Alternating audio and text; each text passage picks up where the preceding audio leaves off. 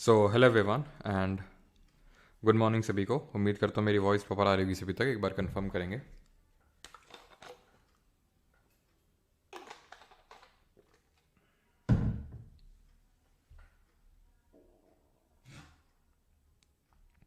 हाँ जी, good morning. अभी voice आ रही होगी, ठीक है सर। बुक आ चुका है तो अच्छा, चलो। सर आज मेरा पेपर है एमटीएस का 11:15 से। Okay, best of luck. हाँ जी, गुड मॉर्निंग सभी को। मैं आ गया। स्वागत करो भाई। इनका क्या नाम है? कृष्णा जी। कृष्णा जी हमारे बीच पधार चुके हैं। तो आज हम लोग करने वाले हैं salient features of the constitution. तो कल हम लोगों ने अपना कॉन्स्टिट्यूशन बना लिया था, संविधान तैयार कर लिया था, और आज उसकी हम कुछ विशेषताएं यानी कुछ फीचर्स देखने वाले हैं, ठीक है। तो स्टार्ट करते हैं और देखते हैं कि हमारे कॉन्स्टिट्यूशन में क्या क्या फीचर्स देखने को मिलते हैं, क्या क्या ऐसी इंपॉर्टेंट फीचर्स हैं जो सिर्फ हमारे ही कॉन्स्टिट्यूशन में देखने को मिलती हैं, बाकी कॉन्स्टिट्यूशन में देखने को नहीं मिलती हैं। तो सबसे पहला बात तो यह है कि हमारा जो कॉन्स्टिट्यूशन है इंडिया का, वो लेंदीएस्ट रिटन कॉन्स्टिट्यूशन है पूरे वर्ल्ड का। पूरे विश्व का सबसे बड़ा लिखित संविधान है। अब बात ये आती है कि लिखित संविधान क्या होता है? ये क्या अलिखित भी होता है? क्या अनरिटन भी होता है? क्या बिल्कुल होता है। अनरिटन की अगर मैं बात करूं तो जैसे ब्रिटेन का अनरिटन है। जिस ब्रिटेन ने हमें रूल किया इतने सालों तक, उसका कॉन्स्टिट्यूशन, खुद का कॉन्स्टिट्यूशन अनरिटन है। हमारा रिटन है, यूएसए का रिटन है। तो ये अनरिटन और रिटन में अंतर क्या होता है? एज सच कहीं पे कैटेगराइज नहीं कि ये अंतर होता है, लेकिन जो अंतर माना जाता है वो ये है कि जो रिटन कॉन्स्टिट्यूशन होता है, हाँ अभी आपके डाउट्स आउट सब लेंगे, लेकिन अभी लेक्चर पे फोकस करें। जो रिटन कॉन्स्टिट्यूशन होता है ये फॉर्मलाइज्ड होता है। फॉर्मलाइज्ड इन द सेंस कि ऐसे समझिए कुछ लोग यहाँ पर बैठे, ठीक है, सिर्फ कॉन्स्टिट्यूशन बनाने के लिए। जैसे कि हमारा कॉन्स्टिट्यूशन बनाने के लिए हमने कल देखा था डिफरेंट कमिटीज़ बैठी थी। उसमें हमारे बहुत ही ज़्यादा जो लिटरेट लोग थे, जो कानून की बहुत अच्छी समझ रखते थे, तो वो लोग बैठे और उन्होंने कॉन्स्टिट्यूशन को लिखा, तैयार किया। तो अनरिटन में क्या होता है? ऐसे ही लिख जाता है कि अपने आप भगवान लिख जाते हैं आके? नहीं, इसमें यह होता है कि जो भी कोड्स, रूल्स, जो भी इस तरह से पहले से चले आ रहे थे बहुत सदियों पहले से, उन्हीं को ही संग्रहित करके, इकट्ठा करके उसी को कॉन्स्टिट्यूशन बोल दिया जाता है। जैसे कि हिंदू में, जैसे कि अगर हम बात करें हिंदू, इंडिया में हिंदू धर्म में हिंदू कोड ऑफ लॉ चलता है। इस्लाम धर्म में अगर हम बात करें तो शरिया चलता है। तो अगर उन रूल्स और कोड्स को अगर हम असेंबल करके कॉन्स्टिट्यूशन बोल दें तो वो अनरिटन कॉन्स्टिट्यूशन होगा। और एक और विशेषता होती है रिटन कॉन्स्टिट्यूशन की कि ये, इसको अमेंड करना इज़ नॉट ईजी, ठीक है। इसमें अमेंडमेंट करना उतना आसान नहीं होता है। वहीं अनरिटन में अगर बात करेंगे तो अमेंडमेंट करना इट इज़ ईजी, ठीक है। अमेंडमेंट इज़ ईजी, यानी कि अमेंडमेंट, इसमें संशोधन आराम से हो सकता है, इसमें उतना आराम से संशोधन नहीं किया जा सकता है।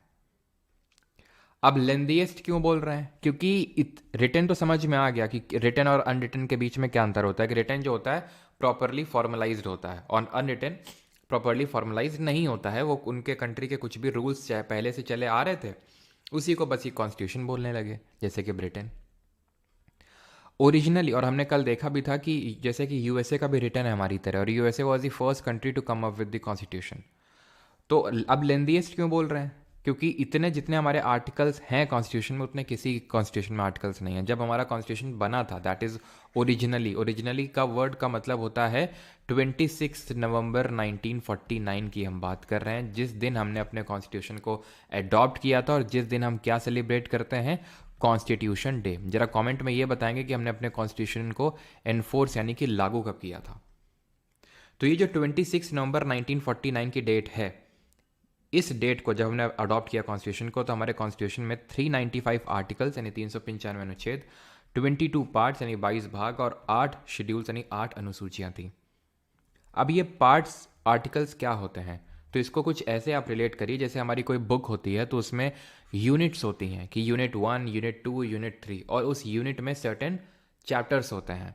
यूनिट 1 में जैसे कि हो सकता है कि 4 चैप्टर हों, जैसे फिजिक्स में आप पढ़ते थे थर्मोडाइनमिक्स हो गया, ऑप्टिक्स हो गया। अब ऑप्टिक्स में रिफ्लेक्शन भी चैप्टर है, रिफ्रैक्शन भी चैप्टर है। जैसे मैथ्स में आप पढ़ते थे कोनिक सेक्शन, एक पूरा यूनिट हो गया। अब कोनिक सेक्शन में पैराबोला भी है, हाइपरबोला भी है, एलिप्स भी आपको पढ़ना पड़ रहा है। तो ये क्या है, बड़ा सा एक पार्ट हो गया और उसके अंदर सर्टेन आर्टिकल्स दिए हुए हैं। तो 22 पार्ट्स, 395 आर्टिकल्स थे। शेड्यूल्स क्या होते हैं अनुसूचियाँ, इनके बारे में आज इस लेक्चर में हम लोग डिटेल में कवर करने वाले हैं। तो ये कुछ ऐसी एक्स्ट्रा चीज़ें होती हैं जो हमारे आर्टिकल्स में मैंशनड नहीं हैं और उनको अलग से यहाँ पे शेड्यूल में डाला गया है। मौजूदा समय में प्रेजेंटली जो हमारा कॉन्स्टिट्यूशन है इसमें 470 आर्टिकल्स रफली, ये आपसे नहीं पूछने वाला है कितने आर्टिकल्स प्रेजेंटली हैं, लेकिन हाँ ये पूछ सकता है कि ओरिजिनली कितने थे, तो 395। पार्ट्स पूछ सकता है कि पार्ट्स रोज़ बदलते नहीं है। 25 पार्ट्स हैं, संविधान में 25 भाग हैं, आप देख सकते हैं, पहले 22 थे, अभी 25 हैं। इसका मतलब है कि 3 जोड़े गए हैं, एक्चुअल में 4 जोड़े गए हैं और 1 हटाया गया है, तो नेट में 3 आपको जोड़, यानी कि 3 ऐड हुए हैं, 22 से 25 हुआ है। कौन सा हटाया गया और कौन से जोड़े गए? तो जो पार्ट 7 है इसको डिलीट किया गया है और नए पार्ट्स जो जोड़े गए हैं वो पार्ट 4A है, 9A है, 9B है और 14A है। अब इनमें क्या क्या है, किस अमेंडमेंट से जोड़े गए वो हम, या तो अभी मैं आपको लिखवा देता हूँ, बाकी तो हम आगे देखेंगे ही। अमेंडमेंट क्या होता है? अमेंडमेंट होता है जब हमें अपने कॉन्स्टिट्यूशन की बुक में, संविधान की किताब में, जो इतनी 10 किलो की किताब है, उसमें अगर कोई भी चेंजेस करने होते हैं, बदलाव करने होते हैं, तो उसको बोलते हैं अमेंडमेंट। जैसे पार्ट 7 को जब डिलीट किया गया था तो इसके लिए 7th अमेंडमेंट किया गया था कॉन्स्टिट्यूशन में 1956, दैट इज 1956 में। जब हमने पार्ट 4A को जोड़ा, अभी हम पढ़ेंगे पार्ट 4A के बारे में कुछ ही दिन आगे, इसमें फंडामेंटल ड्यूटीज़ के बारे में दिया हुआ मौलिक कर्तव्य, इसको हमने 42nd अमेंडमेंट से जोड़ा। 9A को हमने जोड़ा 73rd अमेंडमेंट से, ठीक है, 70 यहाँ पे पार्ट नंबर 9 ध्यान रखना, पंचायत है, पार्ट नंबर 9A म्यूनिसिपैलिटीज़ है आपका, ठीक है, तो इसको हमने 74th अमेंडमेंट से जोड़ा, ध्यान रखिएगा, 74th अमेंडमेंट से। पार्ट नंबर 9B जिसमें कोऑपरेटिव सोसाइटी है, ये पार्ट नंबर आपका 97th अमेंडमेंट से, और जो पार्ट 14A है जो ट्रिब्यूनल की बात करता है वो हमने जोड़ा 42nd अमेंडमेंट से। तो ये सारी चीज़ें हम आगे पढ़ेंगे जब part 4A, 9A, part 9B, part 14A पढ़ेंगे। चाहें तो आप इसको यहाँ पर नोट कर सकते हैं, वैसे हम आगे भी इसके बारे में पढ़ेंगे। पार्ट 7 क्योंकि डिलीट हो चुका है तो उसके बारे में तो पढ़ना नहीं है, तो उसको आप यहाँ पे नोट कर सकते हैं कि पार्ट 7 को 7th अमेंडमेंट जो हुआ था कॉन्स्टिट्यूशन का 1956 में, उससे डिलीट किया था। अमेंडमेंट कैसे होता है, क्या पूरा प्रोसीजर फॉलो होता है, वो जो अमेंडमेंट वाले टॉपिक पे हम करेंगे, ठीक है। तो ये टॉपिक आई थिंक, ये जो पर्टिकुलर चीज़ आपको समझ में आई होगी कि लेंथीएस्ट रिटन कॉन्स्टिट्यूशन एक फीचर है। रिटन क्यों है और लेंथीएस्ट क्यों, आप समझ गए, क्योंकि इतना बड़ा कॉन्स्टिट्यूशन किसी भी कंट्री का नहीं है, किसी भी कंट्री के पास इतना बड़ा संविधान तो नहीं है। अब ये जो दूसरा पॉइंट है, दूसरा जो सेलिएंट फीचर है, ये है फेडरलिज्म। इसको हिंदी में बोलते हैं संघवाद। ये बेहद ही इम्पॉर्टेंट है, ठीक है, ये बहुत ज़्यादा इम्पॉर्टेंट, इसको ध्यान से समझिएगा, बिकॉज ये थोड़ा सा आपको कॉम्प्लेक्स लग सकता है, लेकिन क्वेश्चंस जो हैं इससे काफ़ी आते हैं, ध्यान रखिएगा। तो फेडरलिज्म होता क्या है, पहले हम वो समझ लेते हैं। तो this refers to the existence of more than one level of government in the country. जब देश में, ठीक है, जब देश में एक से ज़्यादा लेवल की गवर्नमेंट एग्जिस्ट करती है तो उसी को ही हम क्या बोलते हैं, फेडरलिज्म बोलते हैं। इंडिया में कितने लेवल का है, कितने टीयर का? तो 3 tier of government exist in India. कौन सा? तो सबसे टॉप पे बैठता है हमारा यूनियन, या फिर जिसको हम बोलते हैं सेंटर। इसके अंडर में आते हैं हमारे स्टेट्स, यानी राज्य, राज्य सरकार आती है, और इसके नीचे आते हैं हमारे क्या, लोकल बॉडीज़। लोकल बॉडीज़ का मतलब हो गया पंचायत और नगर पालिकाएं जो होती हैं, पंचायत और जो म्यूनिसिपैलिटीज़ होती हैं। तो ये 3 टीयर ऑफ जो गवर्नमेंट है वो एग्जिस्ट करता है इंडिया में। इसी को फेडरलिज्म बोलते हैं, संघवाद बोलते हैं। संघवाद का मतलब होता है शक्तियों का बंटवारा, डिवीजन ऑफ पावर्स, ठीक है, डिवीजन ऑफ पावर, ये होता है फेडरलिज्म का मतलब, कि यूनियन के पास कुछ पावर है, स्टेट के पास कुछ पावर है, और लोकल बॉडीज़ के पास कुछ पावर है। सारा पावर कंसंट्रेटेड नहीं है। लेकिन अभी चले यहाँ पे जो तीसरा लिखा है उसको हम पढ़ लेते हैं, फिर आगे बढ़ते हैं। And that is under federalism the states are not merely agents of the federal government but draw their authority from the constitution as well. जब ये फेडरल गवर्नमेंट लिखा हो कहीं पे, फेडरल गवर्नमेंट, इसका मतलब होता है यूनियन गवर्नमेंट। फेडरल गवर्नमेंट की जब लिखे तो इसका मतलब होता है वो यूनियन यानी सेंटर की बात कर रहा है। तो ये जो पर्टिकुलर पॉइंट है ये बोल रहा है कि जो स्टेट्स हैं, जो हमारे राज्य हैं, वो कोई एजेंट नहीं है यूनियन गवर्नमेंट के। उनके पास अपनी अलग पावर्स हैं, अलग शक्तियां हैं, और वो अपनी जो पावर्स हैं उसको एग्जीक्यूट करते हैं अपने लेवल पे। तो यानी कि वो कोई एजेंट नहीं है जो स्टेट सेंट्रल गवर्नमेंट के। तो इसी का मतलब होता है फेडरलिज्म। घुमा फिरा के शक्तियों का बंटवारा है सब पे, सेंटर पे कुछ शक्तियां हैं, स्टेट पे और लोकल बॉडीज़ पे। लेकिन जब हम अपने कॉन्स्टिट्यूशन में डीप ड्वेल करते हैं तब ये चीज़ हमें पता चलती है कि हमारे कॉन्स्टिट्यूशन मेकर्स ने भले पावर्स का डिवीजन तो कर रखा है, लेकिन उन्होंने एक चीज़ को इंश्योर किया है, and that is federation with a unitary बायस। और इसी को हम बोल सकते हैं federation with a strong centre. मतलब कि फेडरेशन तो है, इसका मतलब क्या है, फेडरेशन तो है, पावर्स का डिवीजन तो है, लेकिन थोड़ा सा बायसनेस यूनिटरी यूनियन के साइड है, सेंटर के साइड है। यानी कि जो केंद्र सरकार है उसके पास थोड़ी ज़्यादा शक्तियां हैं। किन मैटर्स पे ज़्यादा शक्तियां, कहाँ से हमें पता चलता है, इस पे आपसे क्वेश्चन पूछा जाता है, जिसको हम बोलते हैं, सर ये नोट्स कहाँ मिलेंगे, सर ये नोट्स कहाँ मिलेंगे, हाँ, हिंदी में नहीं होगा क्या भाई, बता तो रहे, संघवाद फेडरेशन को बोलते हैं, सेपरेशन ऑफ पावर पे आएंगे, ठीक है चलो। तो federation with a strong unitary बायस, यानी कि संघवाद तो है, लेकिन यहाँ पर जो हमारा सेंटर है, जो केंद्र है, वो थोड़ा सा ज़्यादा उसके पास पावर्स हैं। अब क्वेश्चन यहाँ पे आपके एग्जाम में इस तरह से बनता है कि फीचर्स दे देगा, पूछेगा कि इसमें से कौन सा फेडरल फीचर है और कौन सा यूनिटरी फीचर है। लेफ्ट और राइट साइड में लिखे हुए हैं, ये फेडरल है, यूनिटरी है। बहुत चांसेस है कि आपसे इसी में कोई पूछ लेगा, लेकिन आपने रटना नहीं है। जैसे आपने घबराना नहीं है तो वैसे आपने रटना नहीं है। तो फिर आपने क्या करना है, आपने समझना है, क्योंकि आप कितना भी रट लो, अगर मैं अभी हम लोग क्वेश्चन करेंगे जब पीवाईक्यूज, तो आप कंफ्यूज हो जाएंगे कौन कहाँ पे था। तो रटिए नहीं, समझिए इसको कैसे। वो फीचर जो स्टेट को भी पावर दे। देखो भाई, ऐसे समझ के चलो कि यूनियन या फिर सेंटर के पास तो बाय डिफॉल्ट पावर्स पड़ी हुई हैं। अगर कोई चीज़, कोई फीचर हमारा वो स्टेट को पावर दे रहा है तो उसको बोलते हैं फेडरल फीचर। और कोई चीज़ जो स्टेट से पावर खींच रहा है या फिर उसे पावर नहीं दे रहा है तो उसको यूनिटरी फीचर बोलते हैं। जैसे कि रिटन कॉन्स्टिट्यूशन है। अब ये फेडरल फीचर कैसे हुआ? ऐसे हुआ कि रिटन कॉन्स्टिट्यूशन वो कॉन्स्टिट्यूशन होता है जिसको अमेंड करना उतना आसान नहीं होता है। अब सोचो अगर रिटन ना होता, अनरिटन होता, तो अमेंड करने की पावर, हम आगे पढ़ेंगे, ये यूनियन के पास होती है। तो यूनियन क्या करता, रोज रोज अमेंडमेंट करता इसमें और अपने पास सारी पावर को ले आता। अब क्योंकि ये अमेंडमेंट उतना, मतलब अमेंडमेंट करता तो यूनियन है, लेकिन क्योंकि अमेंडमेंट इतना आसान नहीं है करना, इसलिए, क्योंकि रिटन कॉन्स्टिट्यूशन में, इसलिए ये एक फेडरल फीचर हुआ। हमारे देश में एक सिंगल कॉन्स्टिट्यूशन है, ठीक है, एक सिंगल कॉन्स्टिट्यूशन है, यानी कि सिर्फ एक ही संविधान है। ये यूनिटरी फीचर कैसे हुआ? हमारे देश में एक ही संविधान, यूनिटरी फीचर कैसे हुआ? इसका उल्टा क्या होता सिंगल का? Dual constitution. डुअल का मतलब क्या होता अगर डुअल कॉन्स्टिट्यूशन की, यानी कि यूनियन का एक कॉन्स्टिट्यूशन है और सारे राज्यों का अपना अपना एक संविधान है। लेकिन ऐसा तो है नहीं, तभी तो हमारा संविधान इतना बड़ा बना, क्योंकि राज्यों का अलग अलग संविधान होता तो शायद संविधान की हमारी जो किताब है वो छोटी बन जाती, थोड़ी पतली बन जाती। लेकिन सबका एक ही संविधान है, तो इसलिए सिंगल कॉन्स्टिट्यूशन है, तो ये एक बड़ी सी बुक बनी और ये एक यूनिटरी फीचर है। क्योंकि अगर डुअल कॉन्स्टिट्यूशन होता तो राज्यों के पास भी अपना खुद का संविधान होता, यानी उनके पास ज़्यादा पावर होती, तो वो एक फेडरल फीचर होता। लेकिन ऐसा है तो नहीं, तो फिर ये यूनिटरी फीचर होगा। ऐसे ही सिंगल सिटीजनशिप, एकल नागरिकता, हम नागरिकता जब कल पढ़ेंगे, कल ही हमारा लेक्चर होगा, तो उसमें देखेंगे कि हमारे यहाँ भारत में एकल नागरिकता चलती है। ऐसा नहीं है कि कोई भारत का नागरिक भी है और यूपी का नागरिक भी है, बिहार का नागरिक है, राजस्थान का है, वेस्ट बंगाल का है, ऐसा नहीं है।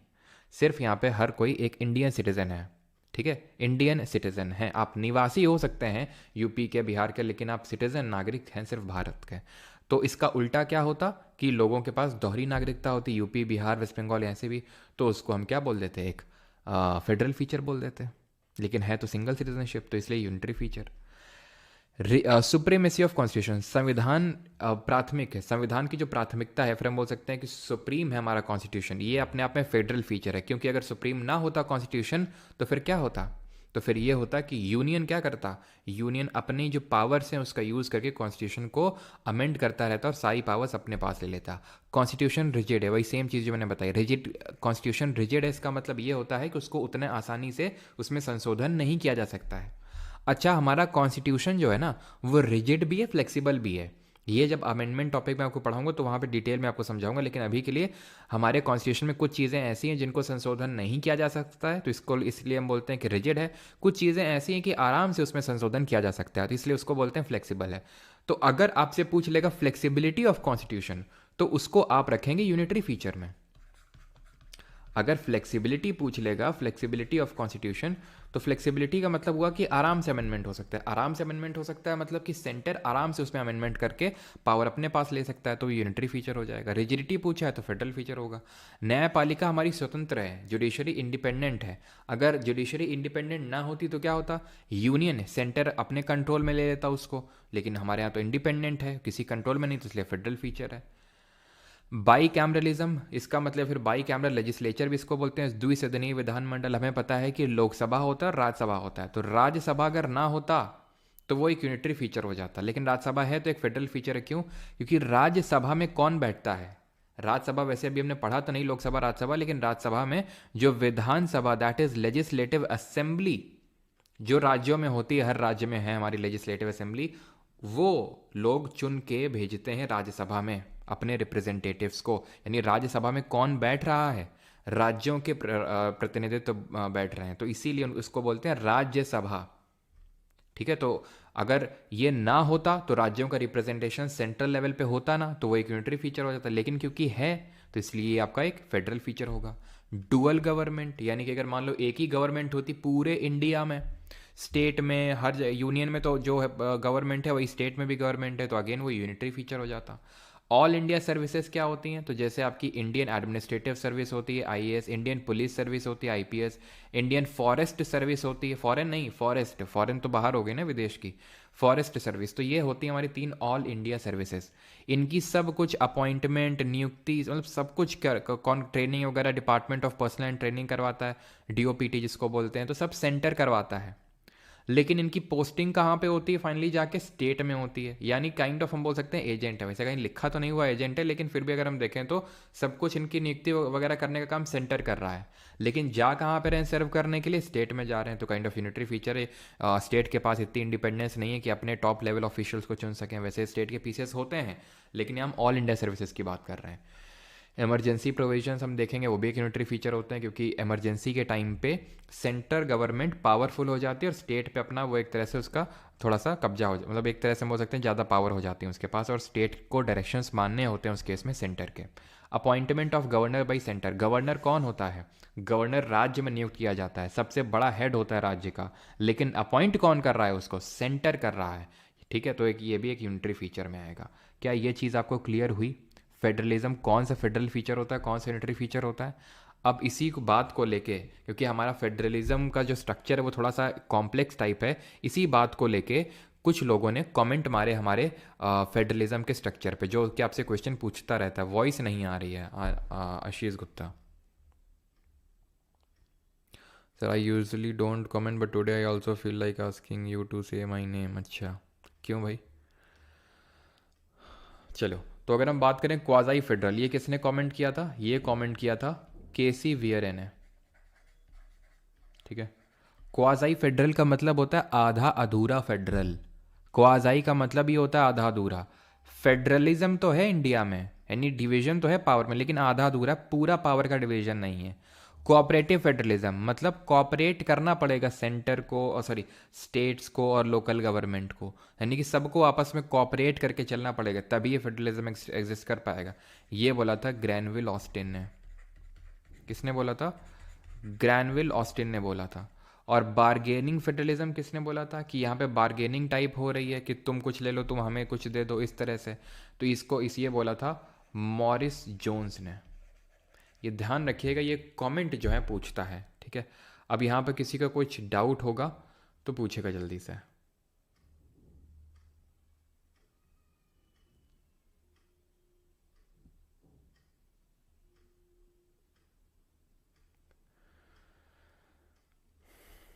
किसी का यहाँ तक कोई डाउट फेडरलिज्म में? आगे बढ़े हम लोग। ठीक है, ध्यान रखना किसने कौन सा कमेंट किए थे, बिकॉज इस पे क्वेश्चंस पूछे जाते हैं।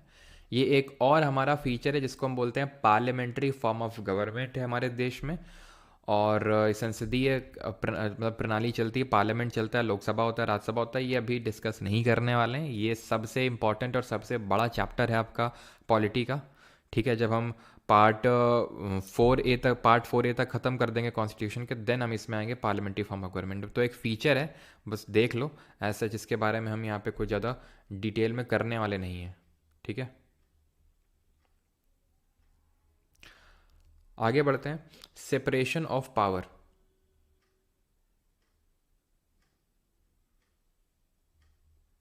ठीक है, सेपरेशन ऑफ पावर का मतलब क्या होता है?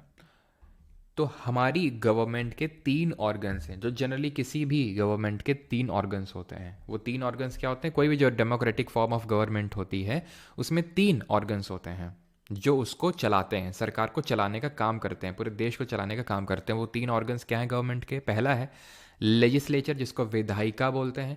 दूसरा है एग्जीक्यूटिव, जिसको कार्यपालिका बोलते हैं। और तीसरा है जुडिशरी, जिसको न्यायपालिका बोलते हैं। जो लेजिस्लेचर होता है, इट मेक्स लॉज, ये कानून बनाता है, ये कानून को इम्प्लीमेंट करता है, इट इम्प्लीमेंट्स द लॉज। और ये क्या करता है? इट रिव्यूज द लॉज, कि जो लॉ बना है वो सही बना है कि नहीं बना है। अब बात ये आती है कि क्या, कौन से लॉ बनते हैं, कौन किसको एग्जीक्यूट करता है और कैसे रिव्यू होता है। तो एग्जाम्पल मैं आपको देता हूँ। जैसे फॉर एग्जाम्पल मान लेते हैं कि एक कानून बना, मोटर व्हीकल एक्ट।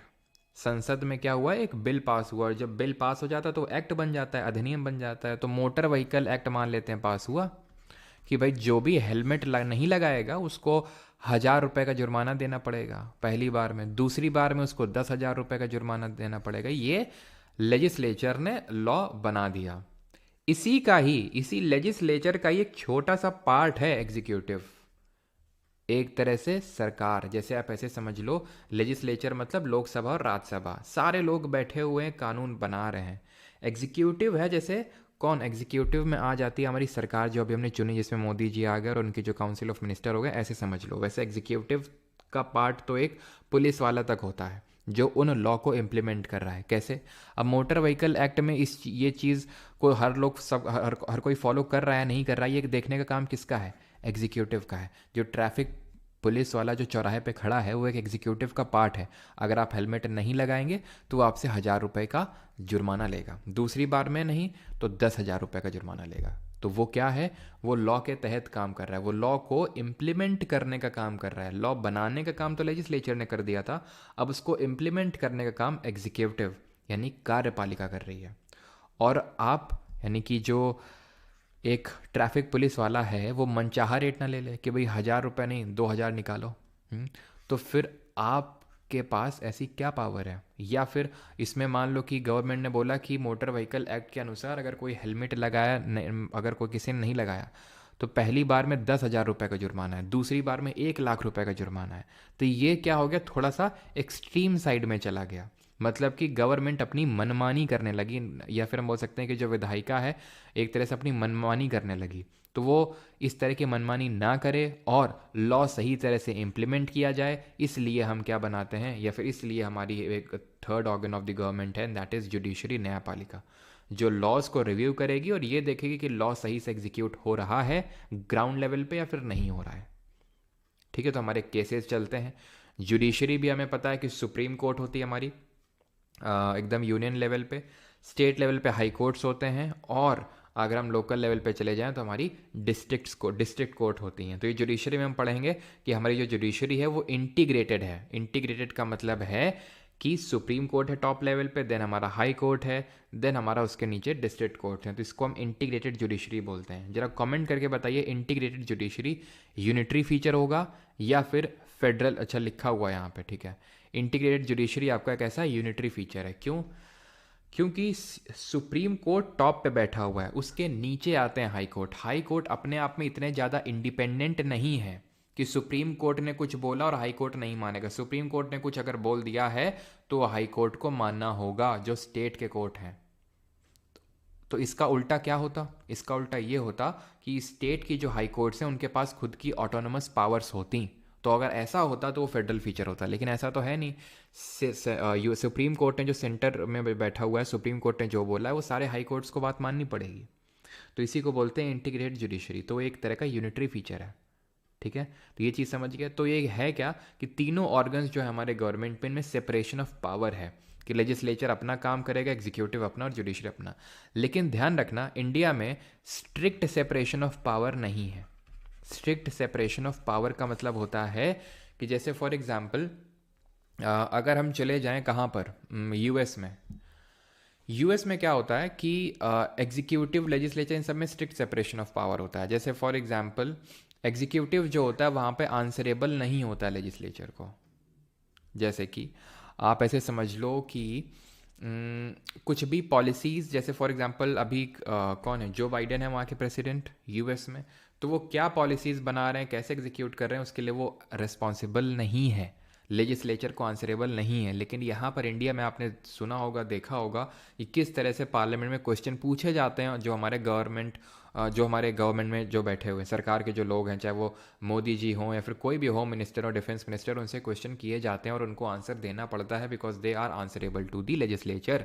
तो strict separation of power India में नहीं है पूरी तरह से, पूर्ण तरह से।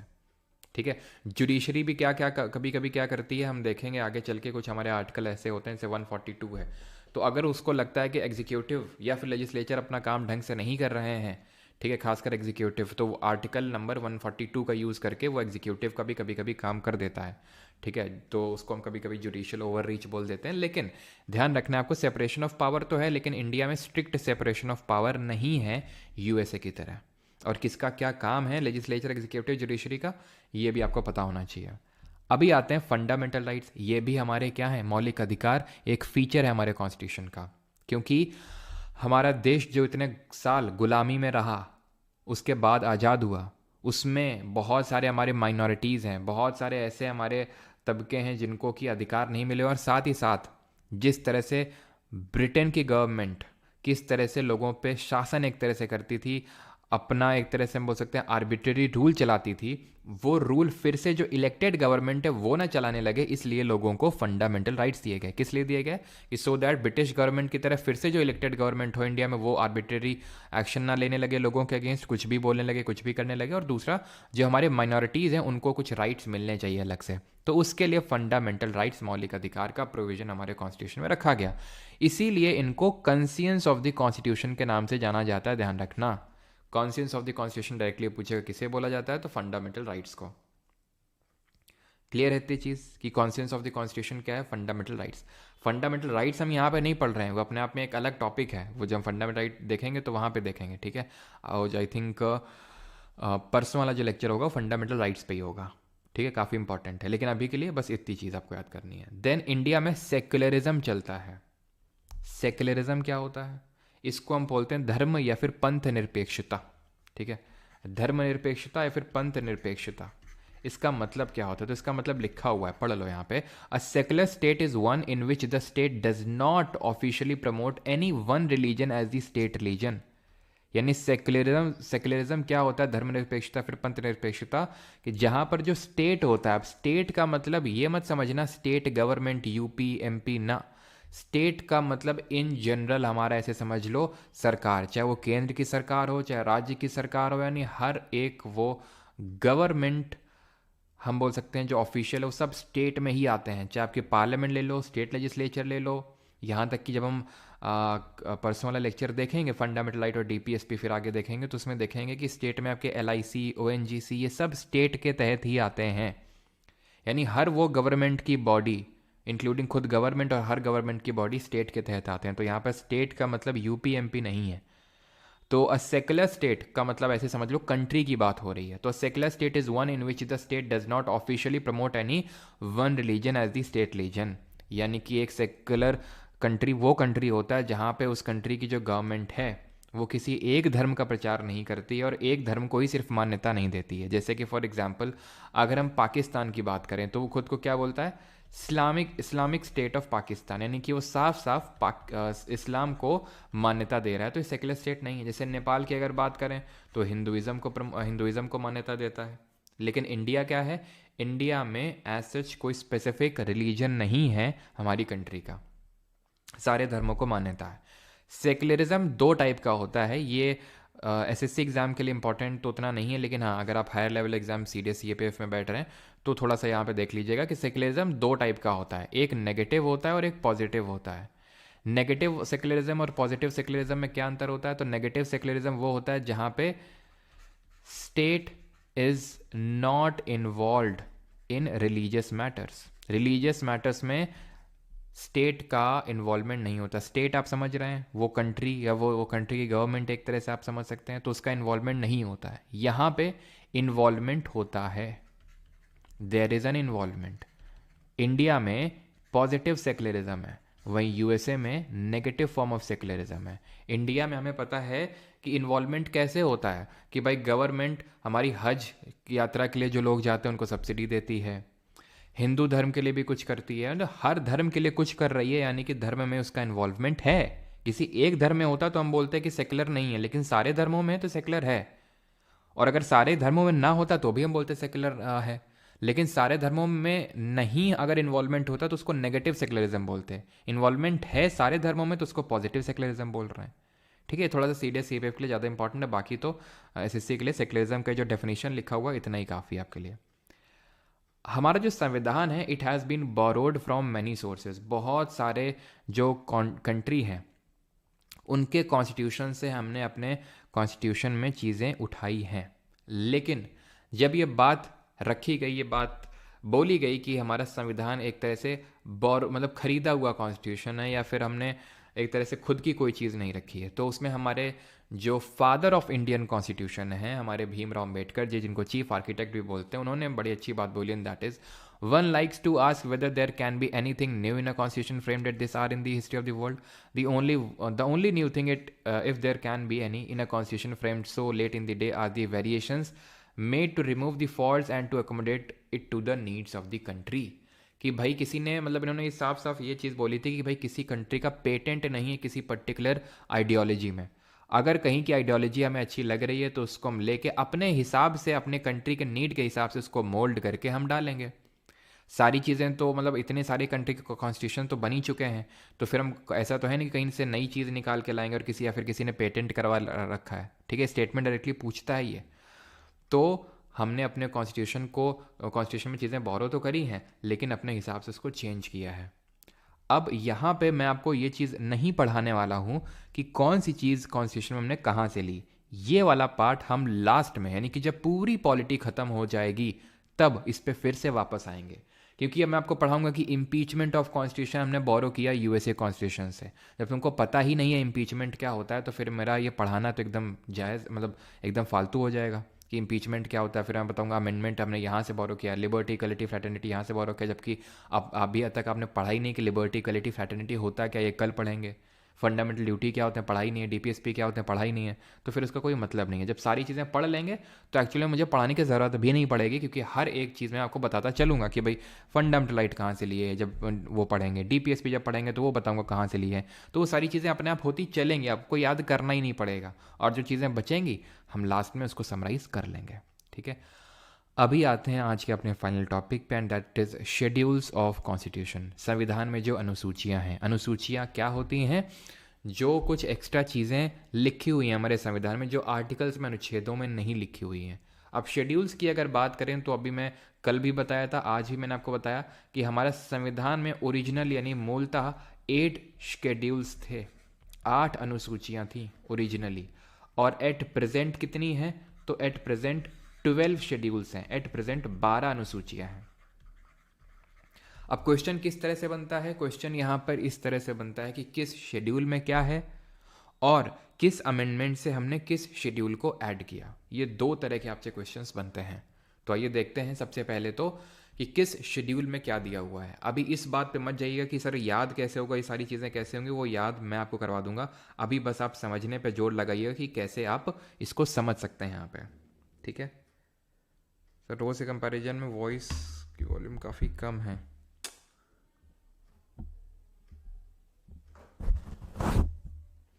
अभी बताइएगा कि कैसी क्या है। ठीक है, why do you remove video immediately, because birthday, sorry क्या बर्थडे ऑफ किंग कोहली, अच्छा क्योंकि आपकी ये बैच ही क्लासेस होती हैं। ठीक है,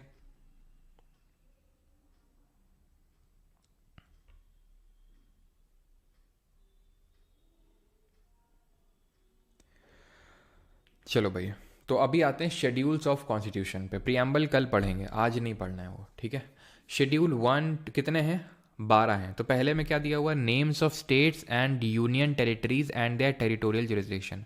जो हमारे 28 राज्य हैं और 8 केंद्र शासित प्रदेश हैं, उनके नाम और उनका क्षेत्राधिकार, उनका अधिकार कहाँ तक है, उनका यूपी का अधिकार यहाँ तक है, एमपी का अधिकार यहाँ तक है, ये सब कुछ दिया हुआ है इसमें।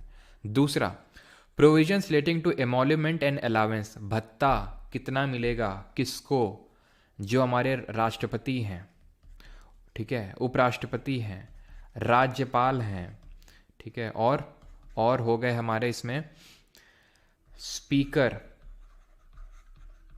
डेप्यूटी स्पीकर, किसके, डिप्टी स्पीकर, स्पीकर, ये सब आपके लोकसभा के और लेजिस्लेटिव असेंबली, लोकसभा के और विधानसभा के। चेयरमैन और डेप्यूटी चेयरमैन कहाँ के, राज्यसभा और जो विधान परिषद होती है लेजिस्लेटिव काउंसिल। अब मुझे पता है कि लेजिस्लेटिव काउंसिल अगर आपको नहीं पता तो आपको समझ में नहीं आ रहा को क्या स्पीकर डिप्टी स्पीकर नहीं पता है तो अभी के लिए बस थोड़ा सा देख लो, बाकी आगे जब हम पार्लियामेंट चैप्टर पढ़ेंगे तो समझ में आ जाएगा। इतना तो आई थिंक सबने नाम सुना होगा लोकसभा और विधानसभा। तो ऐसे समझ लो कि जो विधानसभा और ये जो लोकसभा को जो चलाते हैं, काइंड ऑफ मॉनिटर होते हैं इस क्लास के, उनको स्पीकर बोलते हैं। उसके जो नीचे होता है डिप्टी स्पीकर। ऐसे चेयरमैन और डिप्टी चेयरमैन होते हैं राज्यसभा में और विधान परिषद में। ये सब का जो भत्ता है, अलावेंस, वो कितना मिलेगा वो यहाँ पे लिखा हुआ है। और क्या लिखा हुआ है, किसका लिखा हुआ है, तो और यहाँ पे लिखा हुआ है जजेस का। जजेस कौन, सुप्रीम कोर्ट और हाई कोर्ट के। और किसका लिखा हुआ है, कैग यानी कि कंट्रोलर और ऑडिटर जनरल का। तो इन सब का लिखा हुआ है क्या, कितना भत्ता वगैरह मिलेगा। तीसरे अनुसूची में ओथ और अफर्मेशन यानी कि उनकी शपथ के बारे में लिखा हुआ है कि वो कौन सी क्या शपथ लेगा। तो इसमें किसकी शपथ लिखी है, तो ध्यान रखना, एक तो जो हमारे मिनिस्टर्स हैं, ठीक है, मिनिस्टर्स का मतलब हो गया यूनियन के मिनिस्टर्स भी और स्टेट के मिनिस्टर्स भी। बोले तो आपके एमपीज यानी मेंबर ऑफ पार्लियामेंट यानी संसद लोग भी, और एमएलए जो विधायक लोग होते हैं, वो सब का यहाँ पे क्या लिखा हुआ है, ओथ लिखा हुआ है। प्लस जो जजेस और कैग हैं उनका भी ओथ और अफर्मेशन यहाँ पर लिखा हुआ है। तो यानी जजेस हो गए, कैग हो गए, ये कॉमन है किसमें, आपके अलावेंस वाले में भी और ओथ और अफर्मेशन वाले में भी। और अलग कहाँ पे हो रहा है, अलग यहाँ पे हो रहा है कि यहाँ पर प्रेसिडेंट है, गवर्नर है, यहाँ पे क्या है, यहाँ मिनिस्टर लोग हैं। ऊपर मिनिस्टर लोग नहीं थे और नीचे प्रेसिडेंट लोग नहीं हैं, ठीक। बाकी स्पीकर, डिप्टी स्पीकर ये सब रहेंगे, और क्योंकि स्पीकर पद की तो कोई खैर शपथ होती नहीं अलग से, तो वो तो खैर नहीं रहेंगे। बस ये ध्यान रखना कि जजेस और जो कैग होते हैं, जजेस और कंट्रोलर एंड ऑडिटर जनरल, ये दोनों में कॉमन है शेड्यूल और 2 और 3 में। यहाँ पर ऊपर शेड्यूल 2 में प्रेसिडेंट और गवर्नर लोग हैं और शेड्यूल 3 में मिनिस्टर्स और ये एमपीज और एमएलए लोग हैं, ठीक है। 4th शेड्यूल में आता है allocation of seats in Rajya Sabha, यानी राज्यसभा में सीटों का आवंटन। यहाँ पर राज्यसभा ना लिख के काउंसिल ऑफ स्टेट लिखा हुआ है अगर हम देखेंगे कॉन्स्टिट्यूशन की बुक में, तो क्योंकि राज्यसभा को ही काउंसिल ऑफ स्टेट के नाम से जानते हैं। तो इसमें सीटों का आवंटन दिया है, मतलब ये दिया है कि, क्योंकि ये चीज़ आपको पता होनी चाहिए कि राज्यसभा में विधानसभा के लोग ही विधानसभा के लोग ही खुद में आपस में चुन के भेजते हैं कुछ लोगों को। हर पार्टी अपने अपने रिप्रेजेंटेटिव्स को अपनी तरफ से, चुनाव होते हैं और वो लोग भेजते हैं राज्यसभा में। तो किस राज्य से, किस स्टेट से कितने लोग जाके बैठेंगे राज्यसभा में, वो दिया हुआ है यहाँ पे। और किस तरह से चुनाव होगा उन लोगों का, वो दिया हुआ है यहाँ पे। क्योंकि हमारे राज्यसभा में ऐसा नहीं है कि हर राज्य से इक्वल नंबर ऑफ पीपल जाते हैं। जैसे अगर हम बात करें यूपी से 31 लोग जाते हैं राज्यसभा में, तो वहीं सिक्किम जैसे राज्य से सिर्फ 1 लोग जाता है राज्यसभा में, ठीक है। तो किस तरह से सीटों का आवंटन होगा जनसंख्या के हिसाब से, पॉपुलेशन के हिसाब से, वो यहाँ पे दिया हुआ है 4th में। 5th में provisions relating to the administration of scheduled areas and scheduled tribes, किस तरह से प्रशासन चलेगा शेड्यूल्ड एरिया का और शेड्यूल्ड ट्राइब का, वो यहाँ पे दिया हुआ है। मुझे 6 शेड्यूल पढ़ा लेने दीजिए, उसके बाद आपको डाउट आएगा, फिर मैं आपको क्लियर करूंगा शेड्यूल 5 और 6 क्या होता है। शेड्यूल 6 में है provisions relating to the administration of tribal areas. 5th में क्या है, provisions related to the administration of scheduled area. यहाँ पे क्या है, ट्राइबल एरिया। अंतर क्या होता है शेड्यूल 5 और 6 में, वो समझो। शेड्यूल 6 में स्पेसिफिकली हमारे 4 राज्यों का मेंशन है, असम, त्रिपुरा, मेघालय और मिजोरम, ठीक है। ये 4 राज्यों का यहाँ पे क्या है, मेंशन है इस पर्टिकुलर शेड्यूल 6 में। यानी कि provision relating to the administration of tribal areas, और ट्राइबल एरियाज कौन से स्टेट के, असम, त्रिपुरा, मेघालय और मिजोरम। अब अंतर क्या है 5वें और 6वें में, देखिए 6वें वाले में क्या है कि जो भी स्टेट को शेड्यूल 6 में डाल दिया जाता है, स्टेट या यूटी को, उसके पास एक तरह से काइंड ऑफ वीआईपी पास मिल जाता है। वीआईपी पास का मतलब उसको ये ऑटोनॉमी मिल जाती है एक ग्रेटर एक्सटेंट पे कि वो अपनी एक तो डिस्ट्रिक्ट, ठीक है, डिस्ट्रिक्ट या फिर रीजनल ऑटोनॉमस काउंसिल सेटअप कर सकता है, डिस्ट्रिक्ट और रीजनल ऑटोनॉमस काउंसिल। और इसके पास इतनी पावर होती है कि ये डिसाइड करेगा कि गवर्नमेंट ने अगर कोई कानून बनाया वो वहाँ पे इम्प्लीमेंट होगा नहीं होगा, कैसे चेंज होके इम्प्लीमेंट होगा, वहाँ के लोगों की नीड्स के हिसाब से इम्प्लीमेंट होगा। तो ये शेड्यूल 6 अगर स्टेटस किसी को मिल जाता है तो वो इसके पास पावर आ जाती हैं। और इसी के लिए तो लद्दाख के जो सोनम वांगचुक है, आपने सुना होगा, देखा होगा अभी रिसेंट में, प्रोटेस्ट कर रहे हैं ना जाने कब से। वो चाहते हैं या तो स्टेट हुड का दर्जा दिया जाए लद्दाख को, ठीक है, और शेड्यूल 6 में इंक्लूड किया जाए उसको, क्योंकि शेड्यूल 6 में असम, त्रिपुरा, मेघालय, मिजोरम है। और क्या कोई यहाँ पे एक क्या कोई क्वालिफिकेशन होता है, क्या कोई ऐसा एलिजिबिलिटी क्राइटेरिया होता है शेड्यूल 6 में डलने का? तो ये होता है कि जहाँ पर ट्राइबल पॉपुलेशन बहुत ज़्यादा है, एटलीस्ट 50% से ज़्यादा है, तो वहाँ पर उसको शेड्यूल 6 में डाल दिया जाता है, जैसे असम, त्रिपुरा, मेघालय, मिजोरम। कोई मान लेते हैं स्टेट है, ठीक है, और स्टेट का कोई छोटा सा हिस्सा है, उसको प्रेसिडेंट क्या करते हैं, प्रेसिडेंट क्या कर सकते हैं, गवर्नर के एडवाइस पे president can declare any area as scheduled area, SA in short लिख रहा हूं, आफ्टर कंसल्टिंग गवर्नर। तो अगर प्रेसिडेंट को लगता है या फिर कहीं पे मांग उठती है कि किसी स्टेट के किसी छोटे से पार्ट में उन लोगों को, कुछ लोगों को ऑटोनॉमी देने की नीड है टू अ सर्टेन डिग्री, तो वहाँ पर उस एरिया को शेड्यूल 5 के कैटेगरी में रख दिया जाता है। जैसे कि अगर हम बात करें करंटली, आंध्र प्रदेश हो गया आपका, छत्तीसगढ़ हो गया, महाराष्ट्र हो गया, मध्य प्रदेश हो गया, ठीक है, गुजरात हो गया, हिमाचल प्रदेश हो गया, झारखंड हो गया, ठीक है, और राजस्थान हो गया, तेलंगाना हो गया। इन राज्यों में आपको देखने को मिलेंगे शेड्यूल्ड 5 एरियाज या फिर शेड्यूल्ड एरियाज। उतनी ऑटोनॉमी इनके पास नहीं होती है जितनी कि शेड्यूल 6 एरियाज वालों के पास होती है। अब यहाँ पे क्वेश्चन कैसे बनेगा, तो पहली बात तो ये ध्यान रखिएगा, यहाँ पर बात किसकी हो रही है, शेड्यूल्ड एरिया की। यहाँ किसकी बात हो रही है, ट्राइबल एरिया की।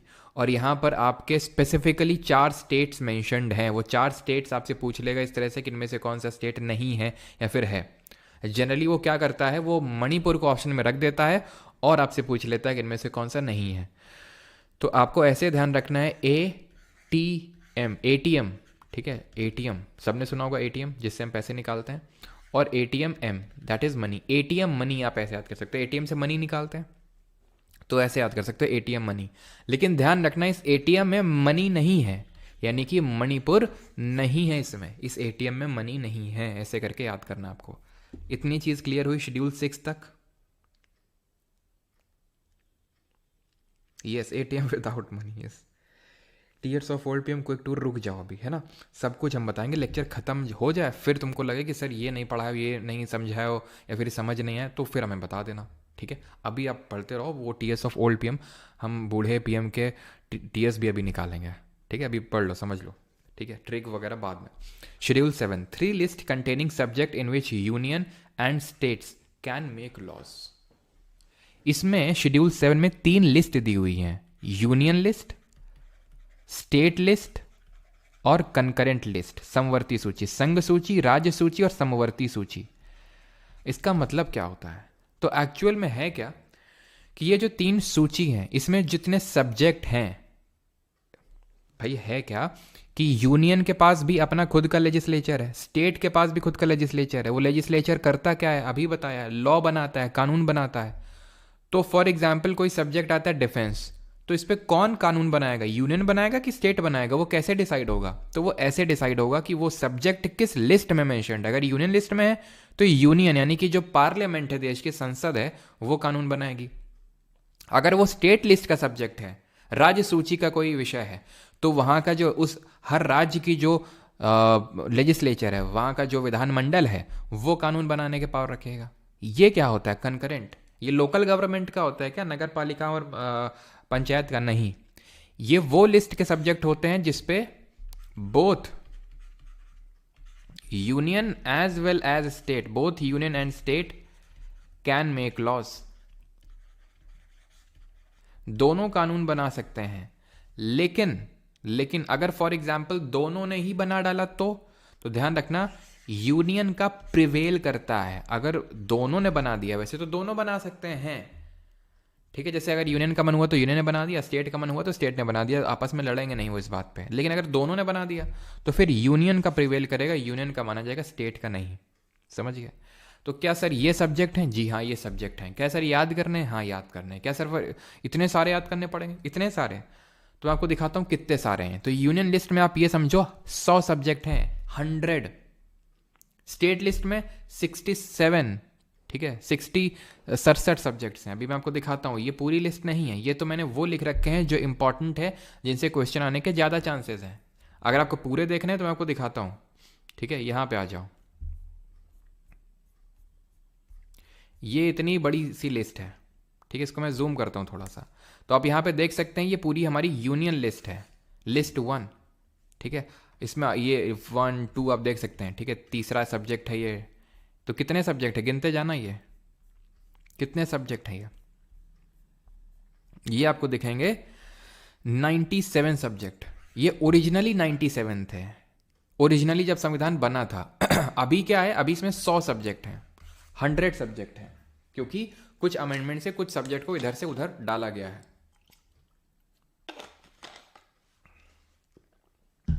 स्टेट लिस्ट पे भी आ जाओ। स्टेट लिस्ट में गिनना कितने हैं, तो स्टेट लिस्ट में है टोटल 66 सब्जेक्ट।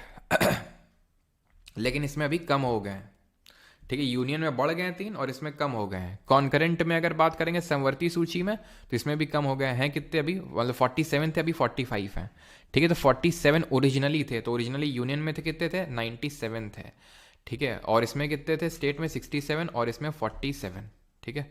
67 ही थे ना इसमें, 67 ही थे ना इसमें, सॉरी 66, ठीक है। तो 66 ध्यान रखना, 66 सब्जेक्ट थे ओरिजिनली अगर बात करें तो, ठीक है। तो 97, 66 और 47 ऐसे याद कर लो, 97, ठीक है, 67 और 47, बस ध्यान रखना 67 ना हो, वो 66 है। तो इतने सारे हैं, तो क्या सर सारे हम याद कर पाएंगे? वो तो आप कर नहीं पाएंगे, ऑब्वियस सी बात है, इतने सारे किसी को याद नहीं हो सकते हैं। तो फिर अगर क्वेश्चन पूछेगा तो हम फिर करेंगे कैसे? तो देखो यूनियन लिस्ट में वो सब्जेक्ट होंगे जिनका लेना देना हमारे पूरे देश से होगा। जैसे डिफेंस की जब हम बात करते हैं तो डिफेंस आप खुद ही सोचिए, ये स्टेट को दिया जाएगा क्या? हाँ, यूपी अपना डिफेंस का अलग बना रहा है और वो बना रहा है, तो जब पूरे कंट्री के डिफेंस की बात आएगी तो ऑब्वियस बात है वो केंद्र सरकार को दिया जाएगा। नागरिकता को लेके atomic energy, arms and ammunition, insurance, foreign affairs, ठीक है, regulation of labour and mines, census, ये सारा काम, बैंकिंग, कॉमर्स, यूनियन लिस्ट में आता है। यहाँ पर मैंने इंपॉर्टेंट वाले छांट के लिख दिए हैं, ये मत समझना रैंडम लिख दिया है, कोई भी उठा के लिख दिया, नहीं, इंपॉर्टेंट वाले लिख दिए हैं आपके एसएससी के पेपर में, तो आराम से आप इससे क्वेश्चन बना सकते हैं। थोड़ा सा एक तो समझ रखिएगा, अगर मान लो आउट ऑफ द बॉक्स आ जाए, नहीं तो आप ऑप्शन एलिमिनेशन से भी कर पाएंगे, जितने यहाँ पे मैंने लिखे हैं उसके बेसिस पे। हेल्थ हो गया, पब्लिक ऑर्डर हो गया, लोकल गवर्नमेंट जो हो गई हमारी, जो पंचायत और नगर पालिका हो गई, इसको लेके कानून बनाने की शक्ति, दारू हो गई, लिकर यानी एग्रीकल्चर हो गया, फिशरीज हो गई, बेटिंग और गैम्बलिंग जो होता है, ये सब स्टेट लिस्ट के सब्जेक्ट होते हैं। आपने देखा होगा जैसे कर्नाटका गवर्नमेंट ने ड्रीम 11 बैन कर दिया था, क्योंकि बेटिंग और जो गैम्बलिंग है वो एक स्टेट सब्जेक्ट है, तो कर्नाटक की गवर्नमेंट कर सकती है।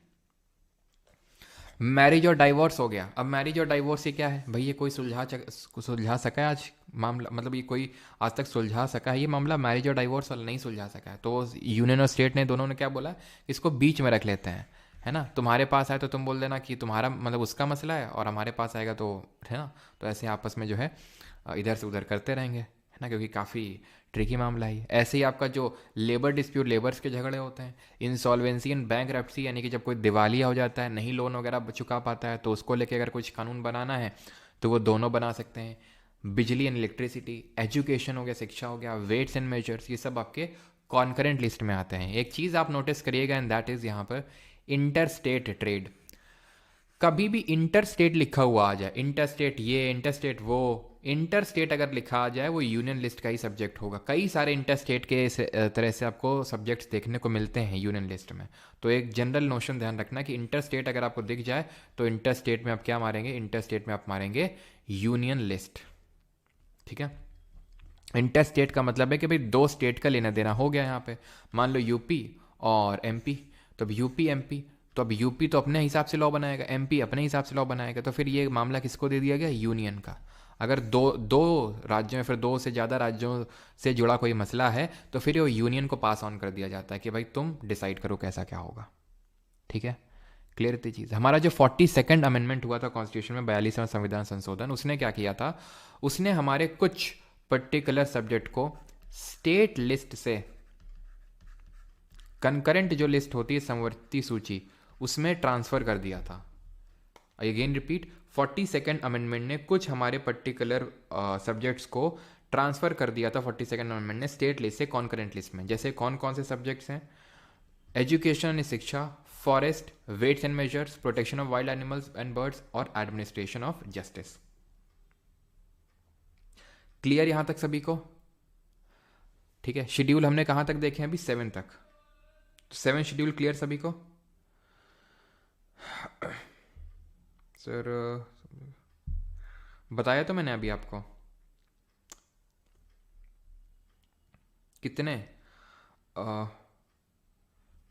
इतने बताए थे ना, 97 बताया था मैंने, 66 बताया था और 47। ठीक है, अभी 100 है, इसमें बढ़े हुए हैं। ठीक है, ध्यान रखना, बस स्टेट में घटे हैं, यूनियन में बढ़े हैं और कंकरेंट में बढ़े हैं 52। ठीक है, इसमें यूनियन में बढ़े हैं और जो कंकरेंट है उसमें बढ़े हैं। 47 थे और अभी कितने हैं? 52 हैं। वहीं अगर हम बात करें जो स्टेट लिस्ट है उसमें 66 है, 61 मैंने आपको बताया था वहाँ पे। ठीक है, तो वो घट के हो गए हैं, तो सिर्फ स्टेट वाले में घटे हैं, दोनों में बढ़े हैं। अब आ जाते हैं अपने अगले शेड्यूल पे जो बात करते हैं ऑफिशियल लैंग्वेज की, आधिकारिक भाषाओं की। तो ये क्या है आधिकारिक भाषाएं? तो इसमें पहले ओरिजिनली 14 लैंग्वेजेस थी, 14 भाषाएं थी। अभी आज कितनी हैं? तो आज 22 लैंग्वेजेस हैं, 22 भाषाएं। इसको यहाँ से मैं हटा रहा हूँ, नहीं होगा तो मैं अलग से वही 7 शेड्यूल वाले जगह में इसको लिख दूंगा, लेकिन यहाँ पर मुझे आपको लैंग्वेजेस वाला पार्ट बताना है तो इरेज करना पड़ेगा। तो 14 थी, अभी कितनी है? 22। क्वेश्चन यहाँ पे दो तरीके से बनता है। एक तो पूछेगा कि इस 8 ऑफिशियल लैंग्वेजेस किस शेड्यूल में है, दूसरा क्वेश्चन बनता है कि कितनी लैंग्वेजेस हैं, और तीसरा क्वेश्चन बनता है कि किस अमेंडमेंट से किस लैंग्वेज को ऐड किया गया था, और चौथा क्वेश्चन बनता है कि कौन सी लैंग्वेज इंक्लूडेड नहीं है। तो पहले तो हम ये देख लेते हैं कि किस अमेंडमेंट से किस लैंग्वेज को ऐड किया गया था। तो टोटल यहाँ पर 3 अमेंडमेंट होते हैं, 21st और 91st और 92nd, सॉरी 91st बोल रहा हूँ, 71st होगा आपका ये। ठीक है, 21st, 71st और 92nd अमेंडमेंट। 21st अमेंडमेंट हुआ था आपका इन द ईयर 1967, 1967। ये ईयर याद करने की ज़रूरत नहीं है, बस मैं लिखता चलूँगा जब भी कहीं आएगा अमेंडमेंट, तो सो दैट कि थोड़ा सा दिमाग में आपको रहे कि हाँ यार, अगर ये अमेंडमेंट इस साल में हुआ था तो ये अमेंडमेंट इस साल में हुआ होगा, अगर कभी इस तरह का सवाल बन जाए तो। ठीक है, वैसे तो आपको याद करने की ज़रूरत नहीं है, आपको ये याद करना है कि किस अमेंडमेंट से किस लैंग्वेज को जोड़ा गया। तो सबसे पहले जो लैंग्वेज को जोड़ा गया था वो थी सिंधी लैंग्वेज। सिंधी कहाँ बोली जाती है ज़रा बताइए? 71st से हमने जोड़ा था कोंकणी, नेपाली और मणिपुरी को। ठीक है, और 92nd से किसको जोड़ा था? 92nd से जोड़ा था BDSM को। ठीक है, बोडो, डोंगरी, संथाली और मैथिली। ठीक है, तो इस तरह से हमें याद करना है, और ट्रिक भी मैंने बता ही दी है। हो सकता है कुछ लोगों के पल्ले ना पड़ी हो, नहीं पड़ी है तो कोई बात नहीं, लेकिन अगर पड़ गई है तो अच्छी बात है, भूलेंगे नहीं कभी कि 92nd अमेंडमेंट से कौन कौन सी लैंग्वेजेस को जोड़ा गया। तो BDSM याद रखेंगे तो हमेशा याद रहेगा। तो बोडो, डोंगरी, संथाली और मैथिली। ठीक है, और 74 से कैसे याद रहेंगी? 3 जोड़ेगी तो KNM, के जैसे हम पढ़ते हैं ना ABCD, तो JKLMN, तो KNM ऐसे करके याद कर सकते हैं। और 21st वाली याद कर लीजिएगा, सिंधी। ठीक है, तो 14 थी, 22 हो गई अभी। कभी कभी अगर क्वेश्चन बनता है कि इनमें से कौन सी लैंग्वेज नहीं है, तो वो या तो इंग्लिश रखेगा या भोजपुरी रखेगा। ठीक है, क्योंकि लोगों को लगता है कि ये होंगी 8 शेड्यूल में, लेकिन 8 शेड्यूल में नहीं है। जो हमारी ऑफिशियल लैंग्वेजेस हैं ये 8 शेड्यूल में इंग्लिश नहीं है और भोजपुरी नहीं है। ठीक, चलो इसको मैं लास्ट में बता देता हूँ कि क्लासिकल लैंग्वेजेस क्या होती हैं, क्योंकि अब ऑफिशियल लैंग्वेजेस की बात आई है तो क्लासिकल लैंग्वेजेस चलो अभी मैं आपको बता दूंगा। ठीक है, बाद में। अभी हम 9 शेड्यूल पे फोकस करते हैं। तो आप एक चीज़ को अभी ऑब्जर्व करिए कि 8 शेड्यूल थे हमारे ओरिजिनली। ठीक है, लेकिन बाद में 4 और ऐड हुए होंगे तभी तो 12 हुए। तो 9वां, 10वां और 11वां और 12वां इनको अमेंडमेंट से जोड़ा गया था। इसको जोड़ा गया था added through first constitutional amendment, पहले संविधान संशोधन से इसको जोड़ा गया था। इसमें है क्या, provisions related to the land reforms and zamindari. और इसमें एक प्रोविजन और ऐड किया गया था पार्लियामेंट के द्वारा कि इस पर्टिकुलर शेड्यूल में, अनुसूची में अगर हम कुछ भी डाल देंगे, हम या स्टेट का लेजिस्लेचर, तो इसको जुडिशरी रिव्यू नहीं कर सकती है, न्यायपालिका इसकी समीक्षा नहीं कर सकती है। क्यों डाला होगा इसको? क्योंकि उस समय क्या होता था कि हम जब आज़ाद हुए थे, ठीक है, फर्स्ट कॉन्स्टिट्यूशनल अमेंडमेंट कब हुआ था? 1951 में। तो जब आज़ाद हुए थे 1947 में, तो उससे पहले ज़मींदारी प्रथा चलती थी। तो ज़मींदार के पास एक ज़मींदार के पास ना जाने कितनी ज़मीन होती थी, बहुत ज़्यादा ज़मीन होती थी, और कुछ हमारे लैंडलेस लेबरर्स होते थे। तो सरकार ने क्या डिसाइड किया कि इसको हम क्या करेंगे, इक्वली डिस्ट्रीब्यूट करेंगे इस लैंड को, ठीक है। एक लिमिटेशन लगाएंगे, कैपिंग लगाएंगे कि कितनी प्रॉपर्टी को ये होल्ड कर सकता है, क्योंकि राइट टू प्रॉपर्टी उस समय एक मौलिक अधिकार होता था। तो लोग न्यायपालिका चले जाते थे, तो फिर क्या करना पड़ता था, ये सब मामला गड़बड़ा जाता था, क्योंकि सरकार ये करना चाह रही है कि लोगों की ज़मीन अगर बहुत ज़्यादा है तो उनसे ज़मीन छीन के जिनके पास नहीं उनको देना चाह रही है, ठीक है, रॉबिनहुड टाइप काम। लेकिन राइट टू प्रॉपर्टी क्योंकि उस समय फंडामेंटल राइट होता था, तो वो लोग चले जाते थे जुडिशरी के पास, और जुडिशरी को न्याय देना पड़ता था, क्योंकि हर कोई कॉन्स्टिट्यूशन के हिसाब से ही चलेगा, ठीक है, संविधान के हिसाब से चलेगा। तो इसलिए उसने बोला कि अगर इसमें हमने कुछ चीज़ रख दी तो उसको रिव्यू नहीं कर सकते हो आप। लेकिन इस पर्टिकुलर प्रोविजन को कि जुडिशरी रिव्यू नहीं कर सकती है, जुडिशरी ने खुद बोला कि ये ऐसा नहीं संभव है, हम रिव्यू कर सकते हैं। ये 1973 1973 में उसी टाइम पे जाके बात बोली थी सुप्रीम कोर्ट ने कि भाई हम बिल्कुल रिव्यू कर सकते हैं, हम रिव्यू कर सकते हैं, ऐसा उसने बोला। तो ध्यान रखना, इसमें लैंड रिफॉर्म्स और जमींदारी को लेकर लॉज हैं। शेड्यूल 10, इसको हमने जोड़ा था 52nd अमेंडमेंट ऑफ 1985, 52वां जो संविधान संशोधन है उससे जोड़ा था। तो ये ध्यान रखिएगा कि किस अमेंडमेंट से जोड़ा था। इसमें क्या है, provisions relating to the disqualification of MPs and MLAs on the ground of defection, यानी दल बदल अगर कोई एमपी यानी कि सांसद और एमएलए यानी कि विधायक करता है, तो उसका क्या हो जाएगा, निष्कासन हो जाएगा, उसको डिस्क्वालिफिकेशन हो जाएगा। ये है शेड्यूल 10 में। यानी इससे पहले अगर कोई दल बदल करता था तो क्या उसको डिस्क्वालीफाई नहीं किया जाता था? नहीं किया जाता था। इसके बारे में डिटेल में कि किस किस केस में डिफेक्शन लगता है, ठीक है, दल बदल विरोधी कानून, और किस केस में नहीं लगता है, वो पार्लियामेंट चैप्टर में हम डिटेल में पढ़ेंगे। अभी क्या पढ़ना है, ये शेड्यूल 10 में डिफेक्शन के बारे में दिया हुआ है, वो भी मैं आपको ट्रिक से बताऊंगा कैसे क्या याद करना है। 52nd अमेंडमेंट से शेड्यूल 10 को जोड़ा गया है, बस बात खत्म। सिर्फ अभी दो चीज़ें याद करनी, किस अमेंडमेंट से जोड़ा गया इसको और क्या दिया हुआ है इसमें। कि कोई अगर एक पार्टी छोड़ के दूसरी पार्टी में जाता है तो उसी को दल बदल विरोधी कानून उसके खिलाफ लगता है और उसको डिस्क्वालीफाई कर दिया जाता है। देन आते हैं शेड्यूल नंबर 11 और 12 में। शेड्यूल 11 डील करता है provision relating to the panchayat, और शेड्यूल 12 डील करता है provision relating to the municipalities. इसको जोड़ा गया था 73rd अमेंडमेंट से, 73वें संविधान संशोधन से, ठीक है, जो हुआ था आपका 1990, वैसे तो हुआ तो 1992 में था, लेकिन इम्प्लीमेंट 1993 में जाके होता है, ठीक है। इसकी अगर बात करेंगे तो 74th अमेंडमेंट, ये भी आपका 1993 में ही जाके इम्प्लीमेंट होता है। दोनों एक साथ ही हुए थे, 73rd और 74th अमेंडमेंट, ठीक।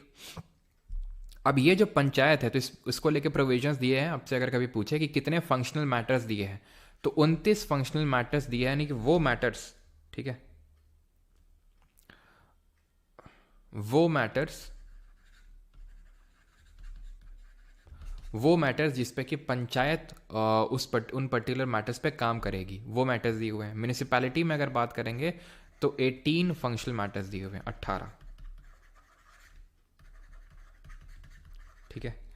अब ये देख लेते हैं कि इसको बताओ, ट्रिक बता दें क्या? अगर ज़रूरत ना हो तो फिर ना बताएं, अगर आप लोग ऐसे याद कर लोगे तो। जो 12 शेड्यूल्स हैं उससे आपसे क्वेश्चन पूछा जाता है कि किस शेड्यूल में क्या दिया हुआ है।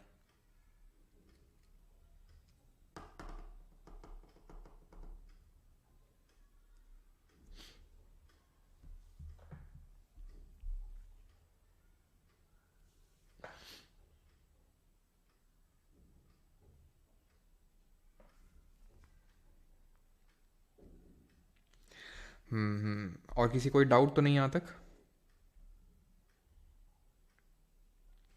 TS panchayat 29, IR Coelho case, वो सब बताएंगे, IR कोयलो केस, ठीक है।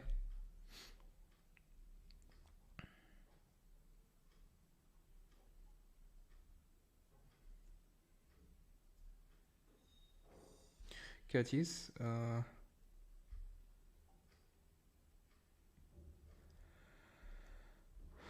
दोनों का सेम ही है, ठीक है, दोनों का सेम ही है।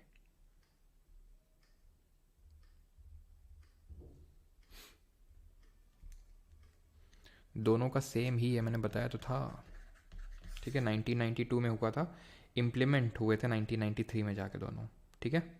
चलो, तो अभी करें क्या, ट्रिक बता देते हैं आपको फिर, ठीक है। तो ट्रिक ये है, and that is tears of old PM होती है हमारी ट्रिक इसमें, ठीक है। टीयर्स ऑफ ओल्ड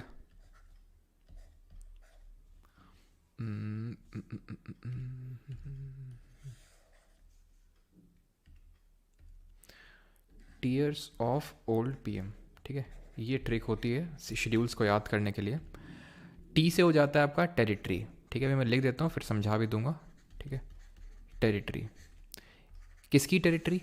यूनियन और स्टेट्स के नाम और उनकी टेरिटरी। अब एग्जैक्टली मैच तो नहीं करेगा, थोड़ा बहुत रिलेट करके आपको याद करना होगा। ई से क्या है? एमोल्यूमेंट, यानी कितना उनको भत्ता मिलेगा। एमोल्यूमेंट किसको? प्रेसिडेंट, गवर्नर, कैग, जजेस, इन सबको। इसमें ए से क्या है? अफर्मेशन और ओथ है। किसकी अफर्मेशन एंड ओथ दी हुई है? तो इसे अगेन कैग और जजेस तो हमारे कॉमन है। अच्छा, कैग क्या होता है? कुछ लोगों को लग रहा होगा कैग कैग क्या होता है सर? Controller auditor general. तो इसके बारे में हम आगे पढ़ेंगे, ठीक है। तो इसमें अफर्मेशन एंड ओथ दिया हुआ है। किसकी दी हुई है? मिनिस्टर्स, एमपीज, एमएलएज, इनकी। आर से क्या है? राज्यसभा, राज्यसभा में सीटों का आवंटन, allocation of seats in Rajya Sabha दिया हुआ है इसमें। एस से क्या है? Scheduled areas, scheduled areas. O से क्या है? Other scheduled areas, other scheduled areas, मतलब जो ट्राइबल एरियाज हैं, जो हमारे 4 राज्य हैं एटीएम मनी करके जिनको हमने याद किया था। एफ से क्या है? एफ से फेडरल प्रोविजंस है। फेडरल प्रोविजन का मतलब क्या होता है? कि जो पावर का डिवीजन होता है। आप यहाँ पे देखो, मैंने जानबूझ के वो चीज़ लिखी हुई है यहाँ पे, फेडरल प्रोविजन, सो दैट आप इसको फेडरल प्रोविजन करके याद करो सो दैट ट्रिक आपको आसानी से याद हो जाए, ठीक है। तो यूनियन लिस्ट, स्टेट लिस्ट और कंकरेंट लिस्ट। ओ से क्या है? ये 8 शेड्यूल में ऑफिशियल लैंग्वेजेस दी हुई हैं, इसमें आधिकारिक भाषाएं दी हुई हैं। एल से क्या है? एल से लैंड प्रोविजन, जिसको कि हमने फर्स्ट अमेंडमेंट से ऐड किया था, ठीक है। डी से क्या है? डिफेक्शन, जिसको हम दल बदल विरोधी कानून बोलते हैं, जिसको कि 52nd अमेंडमेंट से ऐड किया। पी से क्या है? पंचायत, जिसको कि 73rd अमेंडमेंट से ऐड किया। और एम से क्या है? म्यूनिसिपैलिटी, यानी कि नगर पालिका, जिसको कि हमने 74th अमेंडमेंट से ऐड किया। Clear? Tears of old PM खत्म। अब कुछ क्वेश्चन कर लो, ठीक है। तब तक हम ये बता देते हैं कि इंडिया में कौन कौन सी क्लासिकल लैंग्वेजेस हैं, ठीक है। तो क्लासिकल लैंग्वेजेस कौन कौन सी हैं? तो अभी तक क्लासिकल लैंग्वेजेस होती थी 6, लेकिन अभी हो चुकी हैं 11। कौन कौन सी वो देख लेते हैं। तो 6 कौन कौन सी होती थी? वो होती थी आपकी तमिल, संस्कृत, तेलुगु, कन्नड़, मलयालम,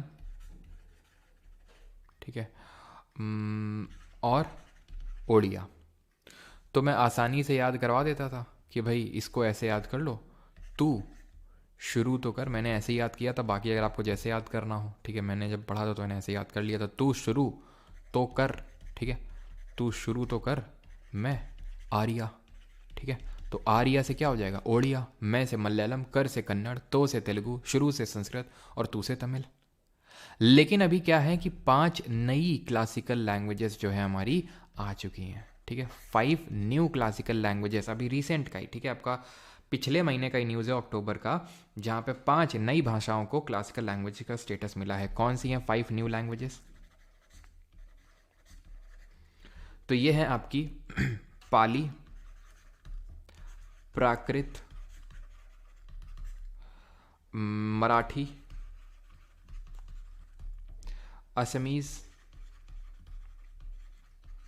और बंगाली, ठीक है।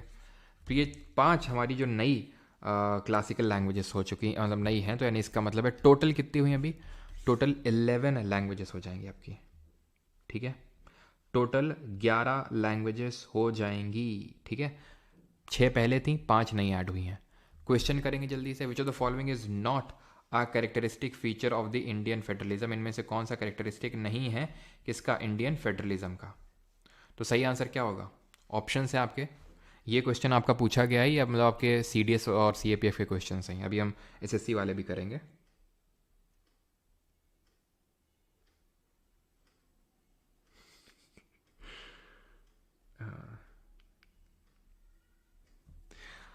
फारसी को अभी ऑफिशियली किया नहीं गया है, ठीक है। तो not a characteristic feature of Indian federalism कौन सा नहीं है, federating units consented to form a union, residuary power vest with the centre. अब ये रेजिडुअरी पावर क्या होता है, तो अभी हम लोगों ने यहाँ पे डिस्कस किया था union list, state list, concurrent list. मान लो कि कोई एक ऐसा सब्जेक्ट आ जाए जो इन तीनों ही लिस्ट में नहीं है, तो उसको हम बोलते हैं ऐसे सब्जेक्ट को रेजिडुअरी सब्जेक्ट या फिर रेजिडुअरी लिस्ट, ठीक है। उसको हम बोलते हैं रेजिडुअरी लिस्ट, जो इन तीनों में मेंशन नहीं है और उसमें लॉ बनाने का पावर, उसमें कानून बनाने की जो शक्ति होती है वो यूनियन के पास होती है। केंद्र यानी संघ को वो शक्ति दी गई है कि वो रेजिडुअरी लिस्ट में किसी सब्जेक्ट पर लॉ बना सकता है। रेजिडुअरी का मतलब है जो किसी तीनों लिस्ट में नहीं है, ना तो यूनियन में है, ना तो स्टेट में है और ना तो कंकरेंट में है। अगर आप याद करना चाहते हैं तो कर लीजिए, वैसे तो जब सोर्सेज ऑफ कॉन्स्टिट्यूशन को मैं समराइज करूंगा तो वहाँ पे इस चीज़ को ट्रिक के साथ बताऊंगा मैं आपको कि कॉन्करेंट लिस्ट को हमने ऑस्ट्रेलिया के कॉन्स्टिट्यूशन से लिया है। याद करना चाहते तो ठीक है, हो जाए तो ठीक है, नहीं तो कोई बात नहीं है, ठीक है, क्लियर। तो सिंगल सिटीजनशिप हमारे चलती है, एकल नागरिकता है, ये भी सब बात सही है। Extensive and extensive union and concurrent list, ये भी सही है। ये गलत है। अब ये गलत क्यों है, देखो ये तो सही है, ये तो तुम आज के लेक्चर से समझ गए, लेकिन पहला वाला गलत क्यों है ये तुम कल के लेक्चर से समझोगे। 42nd वाला ये CDS में क्वेश्चन पूछा है, आई थिंक CDS या फिर CAPF का ही होगा, ठीक है। CDS और CAPF का ही है सारे क्वेश्चन ये जो स्क्रीनशॉट से लगे हुए हैं, ठीक है। तो पहला schedule, tears of old PM, TEARS of old L, ठीक है। Territory, names of states and UTs and their territorial jurisdiction. Provision related to the administration of tribal areas, ये तो होगा नहीं, ये ट्राइबल एरियाज से तो संबंधित ही आपका 5th शेड्यूल होगा, तो यानी कि ये आपका, अच्छा कितने पेयर सही मैच्ड हैं, तो ये तो सही मैच होगा नहीं। एक सेकंड, किसकी बात हो रही है, 5th शेड्यूल की बात हो रही है, बिल्कुल सही मैच्ड है ये तो, बिल्कुल सही मैच्ड है ये, ठीक है। तो provisions related to the administration of scheduled areas and scheduled tribes, बिल्कुल सही है। 9th schedule, provision related to the administration of tribal areas, नहीं, ये तो 6th शेड्यूल में है, ये तो 6th शेड्यूल में है। 9th शेड्यूल जिसको कि फर्स्ट अमेंडमेंट से जोड़ा गया, तो उसमें लैंड प्रोविजन और जमींदारी को लेकर लॉज दिए हुए हैं, तो ये तो गलत हो जाएगा। तीसरा, एफर्मेशन और ओथ दी हुई है। एलोकेशन ऑफ सीट और इन राज्यसभा, TEAR से राज्यसभा, 4th शेड्यूल में है राज्यसभा यानी कि काउंसिल ऑफ स्टेट में सीटों का आवंटन, तो ये भी गलत हो जाएगा।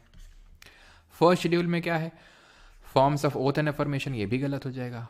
TEA तीसरे वाले में है अफर्मेशन और ओथ, तो सिर्फ एक ही आपका सही मैच है, option number 1st। Which of the following is not a feature of centralisation, इनमें से सेंट्रलाइजेशन का फीचर कौन नहीं है। Which of the following is और आर सोर्स और sources of law in India, कौन से सोर्सेज हैं लॉ के, ये आपसे क्वेश्चन पूछ रहा है, जल्दी से आंसर करिए।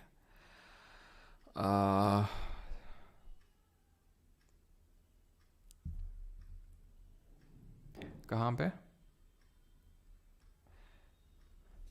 अब ये भी बताना पड़ेगा क्या तुमको, हैं कि तमिलनाडु में बोली जाती है, तेलुगु आंध्रा में बोली जाती है, कन्नड़ कर्नाटक में बोली जाएगी, मलयालम आपकी कहाँ बोली जाएगी, जो आपका ये मलयालम की अगर बात करेंगे तो ये आपका केरल और तमिलनाडु वाले एरिया में बोली जाती है, ओडिया उड़ीसा में बोली जाएगी। प्राकृत और पाली हमारी एशियन लैंग्वेजेस अभी तो ऐसा बोली नहीं जाती हैं, लेकिन इनको क्लासिकल लैंग्वेजेस का स्टेटस मिला है, ज़रूरी नहीं कि किसी स्टेट से इन्वॉल्वमेंट होगा। मराठी आपकी महाराष्ट्र में बोली जाएगी और आपका जो बंगाली है वो आपका बंगाल में बोली जाएगी। इसमें अब क्या स्टेट बताने की ज़रूरत है, और स्टेट आपसे पूछेगा भी नहीं आज सच वो, ठीक है। चलो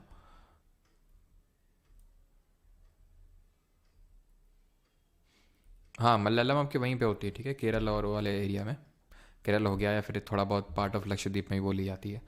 centralisation, national unity not a feature of, centralisation का नेशनल यूनिटी है कि भाई ठीक है, केंद्रीय एक मतलब एक नेशनल यूनिटी है, वो सेंट्रलाइजेशन का फीचर होगा। यूनिफॉर्मिटी है सब में, ये भी होगा। प्रॉस्पेरिटी है, ये भी होगा, but liberty is not a feature of centralisation. Sources of law क्या है, तो कॉन्स्टिट्यूशन भी एक सोर्स है लॉ का, ठीक है। जो कस्टमरी लॉ चलते हैं, केस लॉ चलते हैं, स्टैट्यूट चलते हैं, ये सारे सोर्सेज होते हैं कानून के। अब ये मत समझना कि सिर्फ कॉन्स्टिट्यूशन ही होता है, क्योंकि आपने देखा होगा कि अभी भी हमारे देश में ऐसा नहीं है कि यूसीसी लागू हो गया, यूनिफॉर्म सिविल कोड अभी तक लागू नहीं हुआ है हमारे देश में कि हर किसी, चाहे वो मेल हो, चाहे फीमेल हो, चाहे हिंदू हो, चाहे मुस्लिम हो, सबके लिए एक ही लॉ एग्जिस्ट करेगा। अभी तक ये नहीं है, ठीक है। ट्रिपल तलाक मतलब ख़त्म हो गया, उसका मतलब ये नहीं है कि सारा कुछ मतलब मुस्लिम धर्म में कुछ शरिया के हिसाब से नहीं होता है, और हिंदू कोड ऑफ जो लॉज हैं, कस्टमरी लॉ, उनके हिसाब से हमारी जुडिशरी इंटरप्रेट नहीं करती है, उनको भी इंटरप्रेट करती है हमारी जुडिशरी। जो कस्टमरी लॉ होते हैं, केस लॉ होते हैं, स्टैट्यूट्स होते हैं, तो इसलिए सारे ही सोर्सेज ऑफ लॉ होंगे। तो ऑप्शन नंबर डी। अब ये है हमारे जो 7 शेड्यूल से जो कुछ क्वेश्चन बनते हैं, दैट इज़ कि कौन सा यूनियन लिस्ट का सब्जेक्ट है, कौन स्टेट लिस्ट का। ये आपका क्वेश्चन है सीएपीएफ का, I think if not wrong CAPF 2019 का क्वेश्चन है ये, और ये भी आपका सीएपीएफ का ही है आई थिंक, ठीक है। State list, public health and sanitation, तो ये बहुत ही लोकल लेवल की चीज़ है। हेल्थ सैनिटेशन हो गया, पुलिस हो गया, ठीक है, आपका जो बेटिंग एंड गैम्बलिंग हो गया, ये सब स्टेट लिस्ट के सब्जेक्ट हैं, तो पहला सही है। नागरिकता वगैरह सब यूनियन लिस्ट के सब्जेक्ट हैं।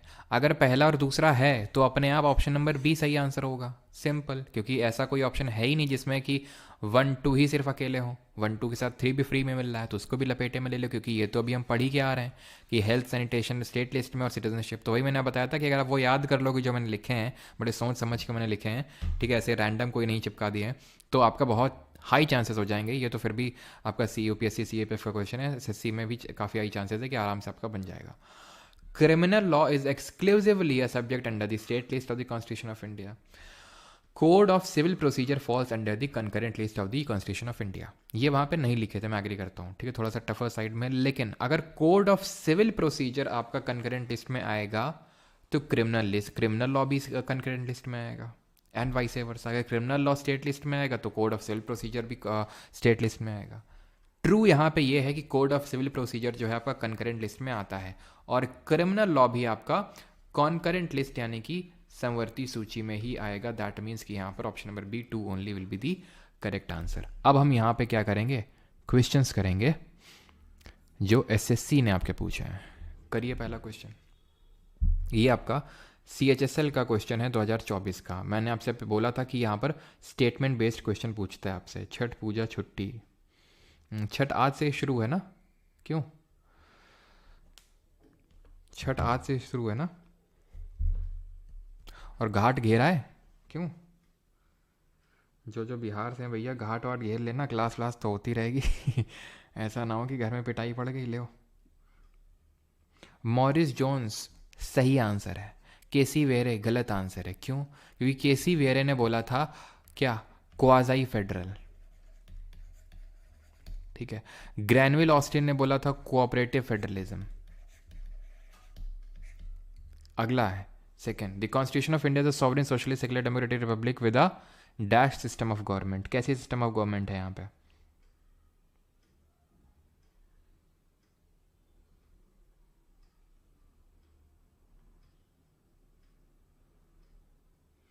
No Rajan Kumar, I do not.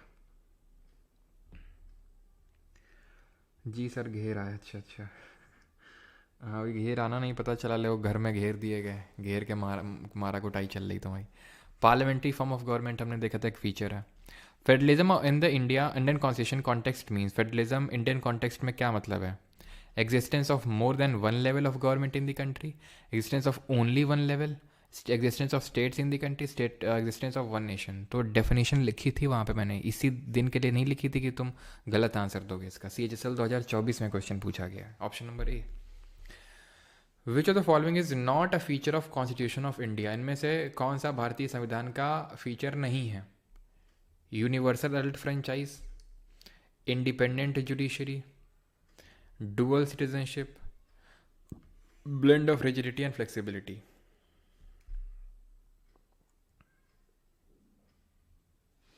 Jatin Ahuja ji, उसके लिए थोड़ा सा आपको हायर लेवल में चीज़ें और करनी पड़ेंगी। ये आपका बेस बहुत ही स्ट्रांगली सेटअप कर देंगी, ठीक है। मैं आपको ये बोल सकता हूँ कि आपका बहुत ही स्ट्रांग बेस बन जाएगा अगर आप ये सारी चीज़ें कर लेंगे। लेकिन थोड़ा सा ऊपर लेवल में आपको चीज़ें कहीं कहीं पे जाना पड़ सकता है, ये नहीं बोलूँगा कि हर जगह, कहीं कहीं पे जाना पड़ सकता है, ठीक है। लेकिन आप पहले इनको करिए, फिर क्वेश्चंस बनाइए उस पर्टिकुलर एग्जाम के जिसकी आप बात कर रहे हैं, फिर आपको ज़्यादा अच्छे से अंदाज़ा लगेगा, ठीक है। तो not a feature of constitution. तो देखते हैं आंसर क्या दिया है। फिफ्थ का सी आ रहा है, लोगों का आंसर सी आ रहा है, कुछ का ए आ रहा है, ए गलत है, सी सबका सही है, ठीक है। बिल्कुल, क्योंकि हमारे यहाँ पे सिंगल सिटीजनशिप चलती है, ना कि डुअल। इसका मतलब कल भी बताया था मैंने कि हर 18+ वोट कर सकता है और सबके वोट की वैल्यू इक्वल होगी। इंडिपेंडेंट जुडिशरी का मतलब है कि भाई न्यायपालिका डिपेंडेंट नहीं है किसी पे, कि कोई कंट्रोल नहीं कर रहा है उसको, न्यायपालिका स्वतंत्र है। और रिजिडिटी और फ्लेक्सिबिलिटी का ब्लेंड है, मैंने बताया था कुछ प्रोविजंस ऐसे हैं जो बड़ी आसानी से अमेंड हो जाते हैं, यानी फ्लेक्सिबल हैं, जो कि हमारे यूनिटरी फीचर होंगे। और रिजिड फीचर वो होते हैं जिनको आसानी से अमेंड नहीं किया जा सकता है, और वो हमारे फेडरल फीचर में आएंगे। नॉट अ यूनिटरी फीचर आ गया क्वेश्चन, इनमें से कौन सा यूनिटरी फीचर नहीं है? बाई कैमरल लेजिस्लेचर, द्विसदनीय विधानमंडल, दोनों सदनों का मतलब मंडल अलग अलग है, लोकसभा भी है, राज्यसभा भी है। तो भाई फेडरल फीचर है ये, ठीक है। तो यही यूनिटरी फीचर नहीं है। इंटीग्रेटेड जुडिशरी है, ये कैसा यूनिटरी फीचर है। एक ही एकल नागरिकता यूनिटरी फीचर है। अपॉइंटमेंट कर रहा है गवर्नर, यूनिटरी फीचर है। All India services unitary feature है। एमरजेंसी प्रोविजंस यूनिटरी फीचर है। Flexibility of constitution unitary feature है।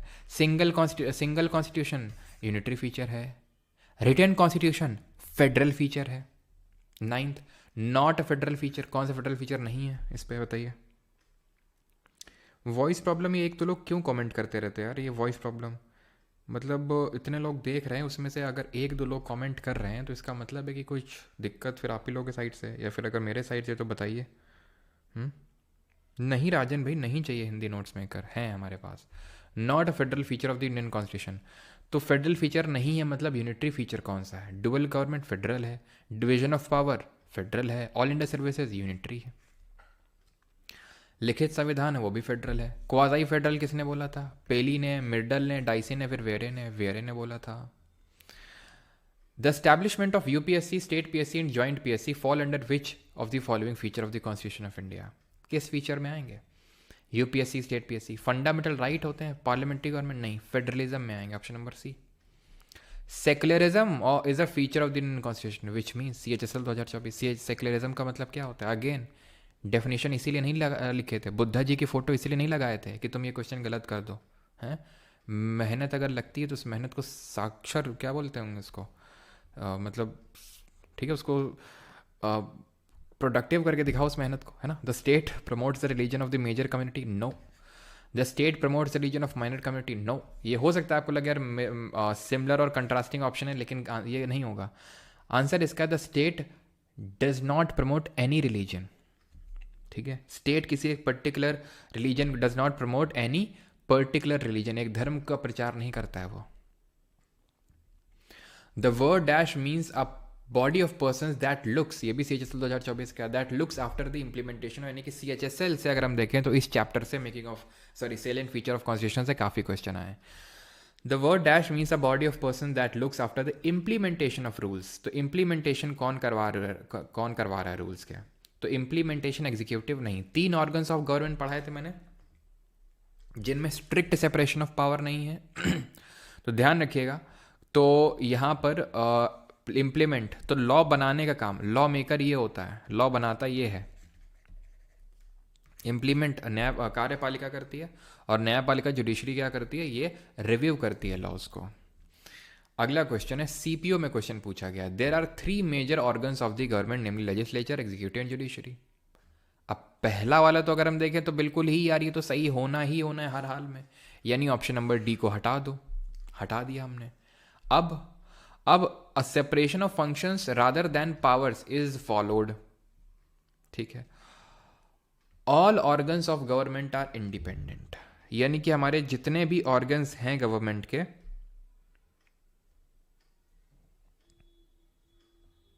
ठीक है, जितने भी ऑर्गन्स हैं हमारे गवर्नमेंट के वो इंडिपेंडेंट हैं आपस में।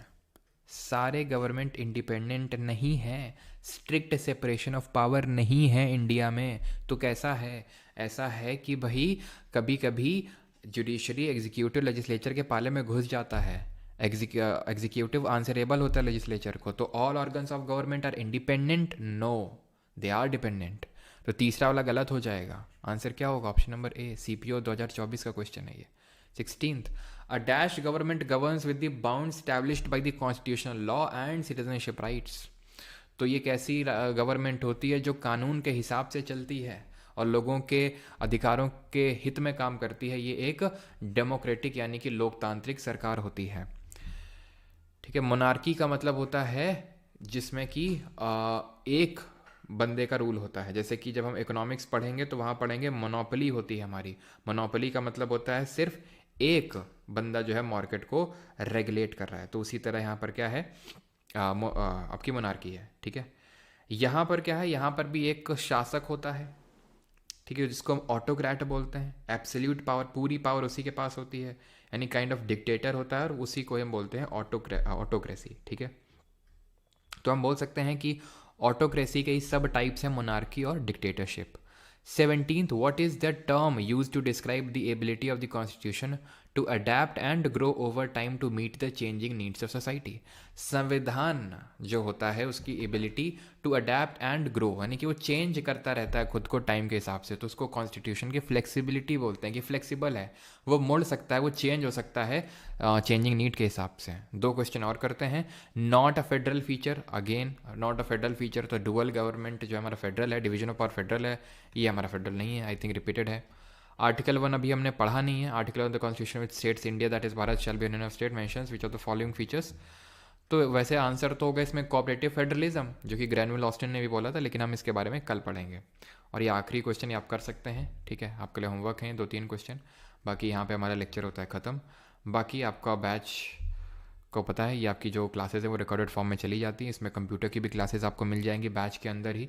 ठीक है, सारा कुछ है इसके अंदर, that is polity, geography, history, economics, science के तीनों subject, physics, chemistry, bio, environmental science भी इंक्लूडेड है, एंड कंप्यूटर भी, सारा कुछ है इस आपके बैच में। ऑलराइट, थैंक यू, धन्यवाद। और किसी का कोई डाउट होगा तो अभी पूछ लेगा। ठीक है,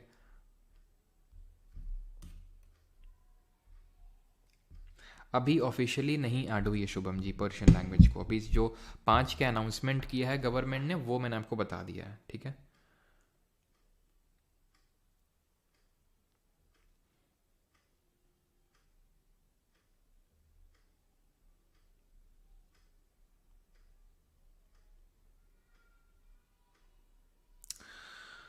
किसी का कोई डाउट यहाँ तक आज के लेक्चर में? कल हम लोग करेंगे प्रियम्बल यानी कि प्रस्तावना, और पार्ट 1 और 2 ऑफ द कॉन्स्टिट्यूशन में।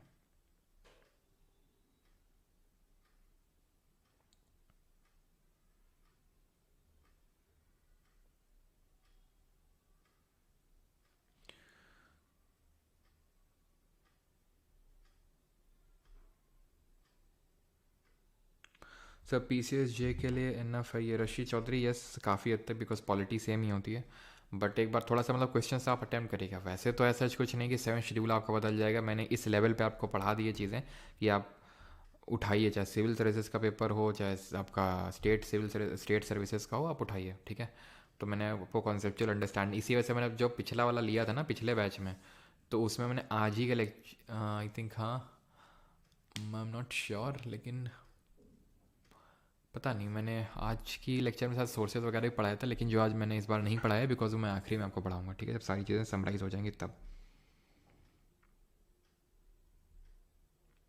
सर प्लीज़ छठ पूजा की छुट्टी दे दो, भारती ने।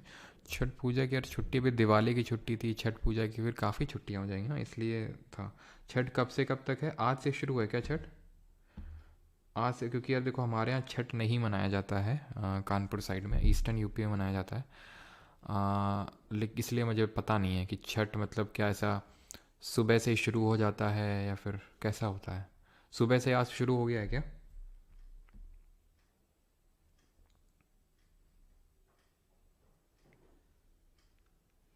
गोपाल रथा, sir this is sufficient for serious, तो वही है देखो, यहाँ पर मैंने सीरियस के भी क्वेश्चंस लिए हैं और आप अटेम्प्ट कर सकते हैं क्वेश्चंस। ठीक है, कहीं और से भी आप पढ़ेंगे तो ऐसा कुछ ऐसा नहीं कि बहुत कुछ अनोखा पढ़ा दिया जाएगा इसके अलावा।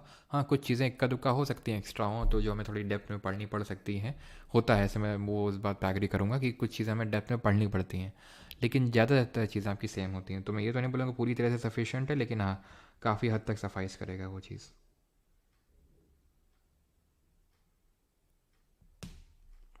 जो कोल रिज़र्व मैंने बताया था विकास सोनी जी, वो जो करंट मिनिस्ट्री ऑफ जो माइंस है उसके हिसाब से जो डेटा है उसके हिसाब से मैंने बताया है।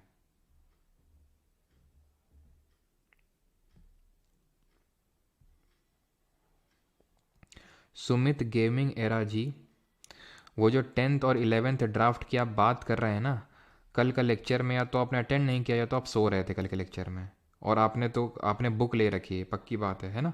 आपने बुक ले रखी है लेकिन कल के लेक्चर में आप सो रहे थे। क्यों? क्योंकि आपने बुक में ले रखी है और मैंने कल बोला था बुक में करेक्शन करना है, वो ड्राफ्ट की जगह सेशन लिखना है। ड्राफ्ट नहीं होगा, सेशन होगा वहाँ पे। वो ड्राफ्ट अलग है, सेशन अलग है।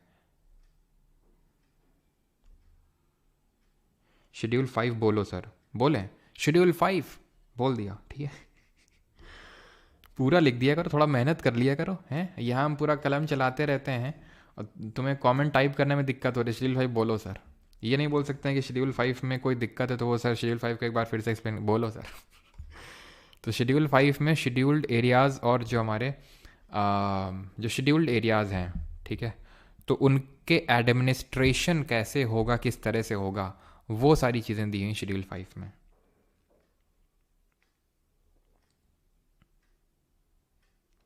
प्रिम्बल नहीं पढ़ाया, नहीं पढ़ाएंगे प्रिम्बल। आज पॉलिटी ख़त्म हो गई है और प्रिम्बल नहीं पढ़ेंगे, ठीक है। बस इतनी थी पॉलिटी। आज के बाद सब कोई पॉलिटी का लेक्चर नहीं होगा।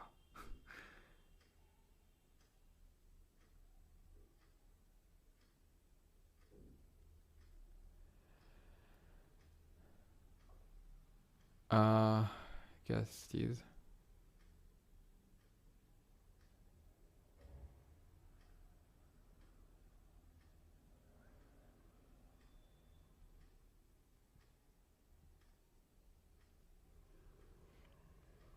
चलिए भाई, थैंक यू सभी को, और मिलते हैं कल के लेक्चर में सुबह 10 बजे 10 AM पे। Thank you. इतना बड़ा मजाक क्या हो गया भाई? मजाक अच्छा। पॉलिटी सर जी, पॉलिटी कब तक ख़त्म होगी? बस ख़त्म है आज। कल से शुरू करेंगे अपना नया subject. Repeat secularism in short. Secularism होता है कि एक स्टेट समझ गया, कंट्री, वो एक धर्म को मान्यता नहीं देता है। वो एक धर्म को मान्यता नहीं देता है, वो सारे धर्मों को मानता है। उसको बोलते हैं सेक्युलरिज्म, ठीक है।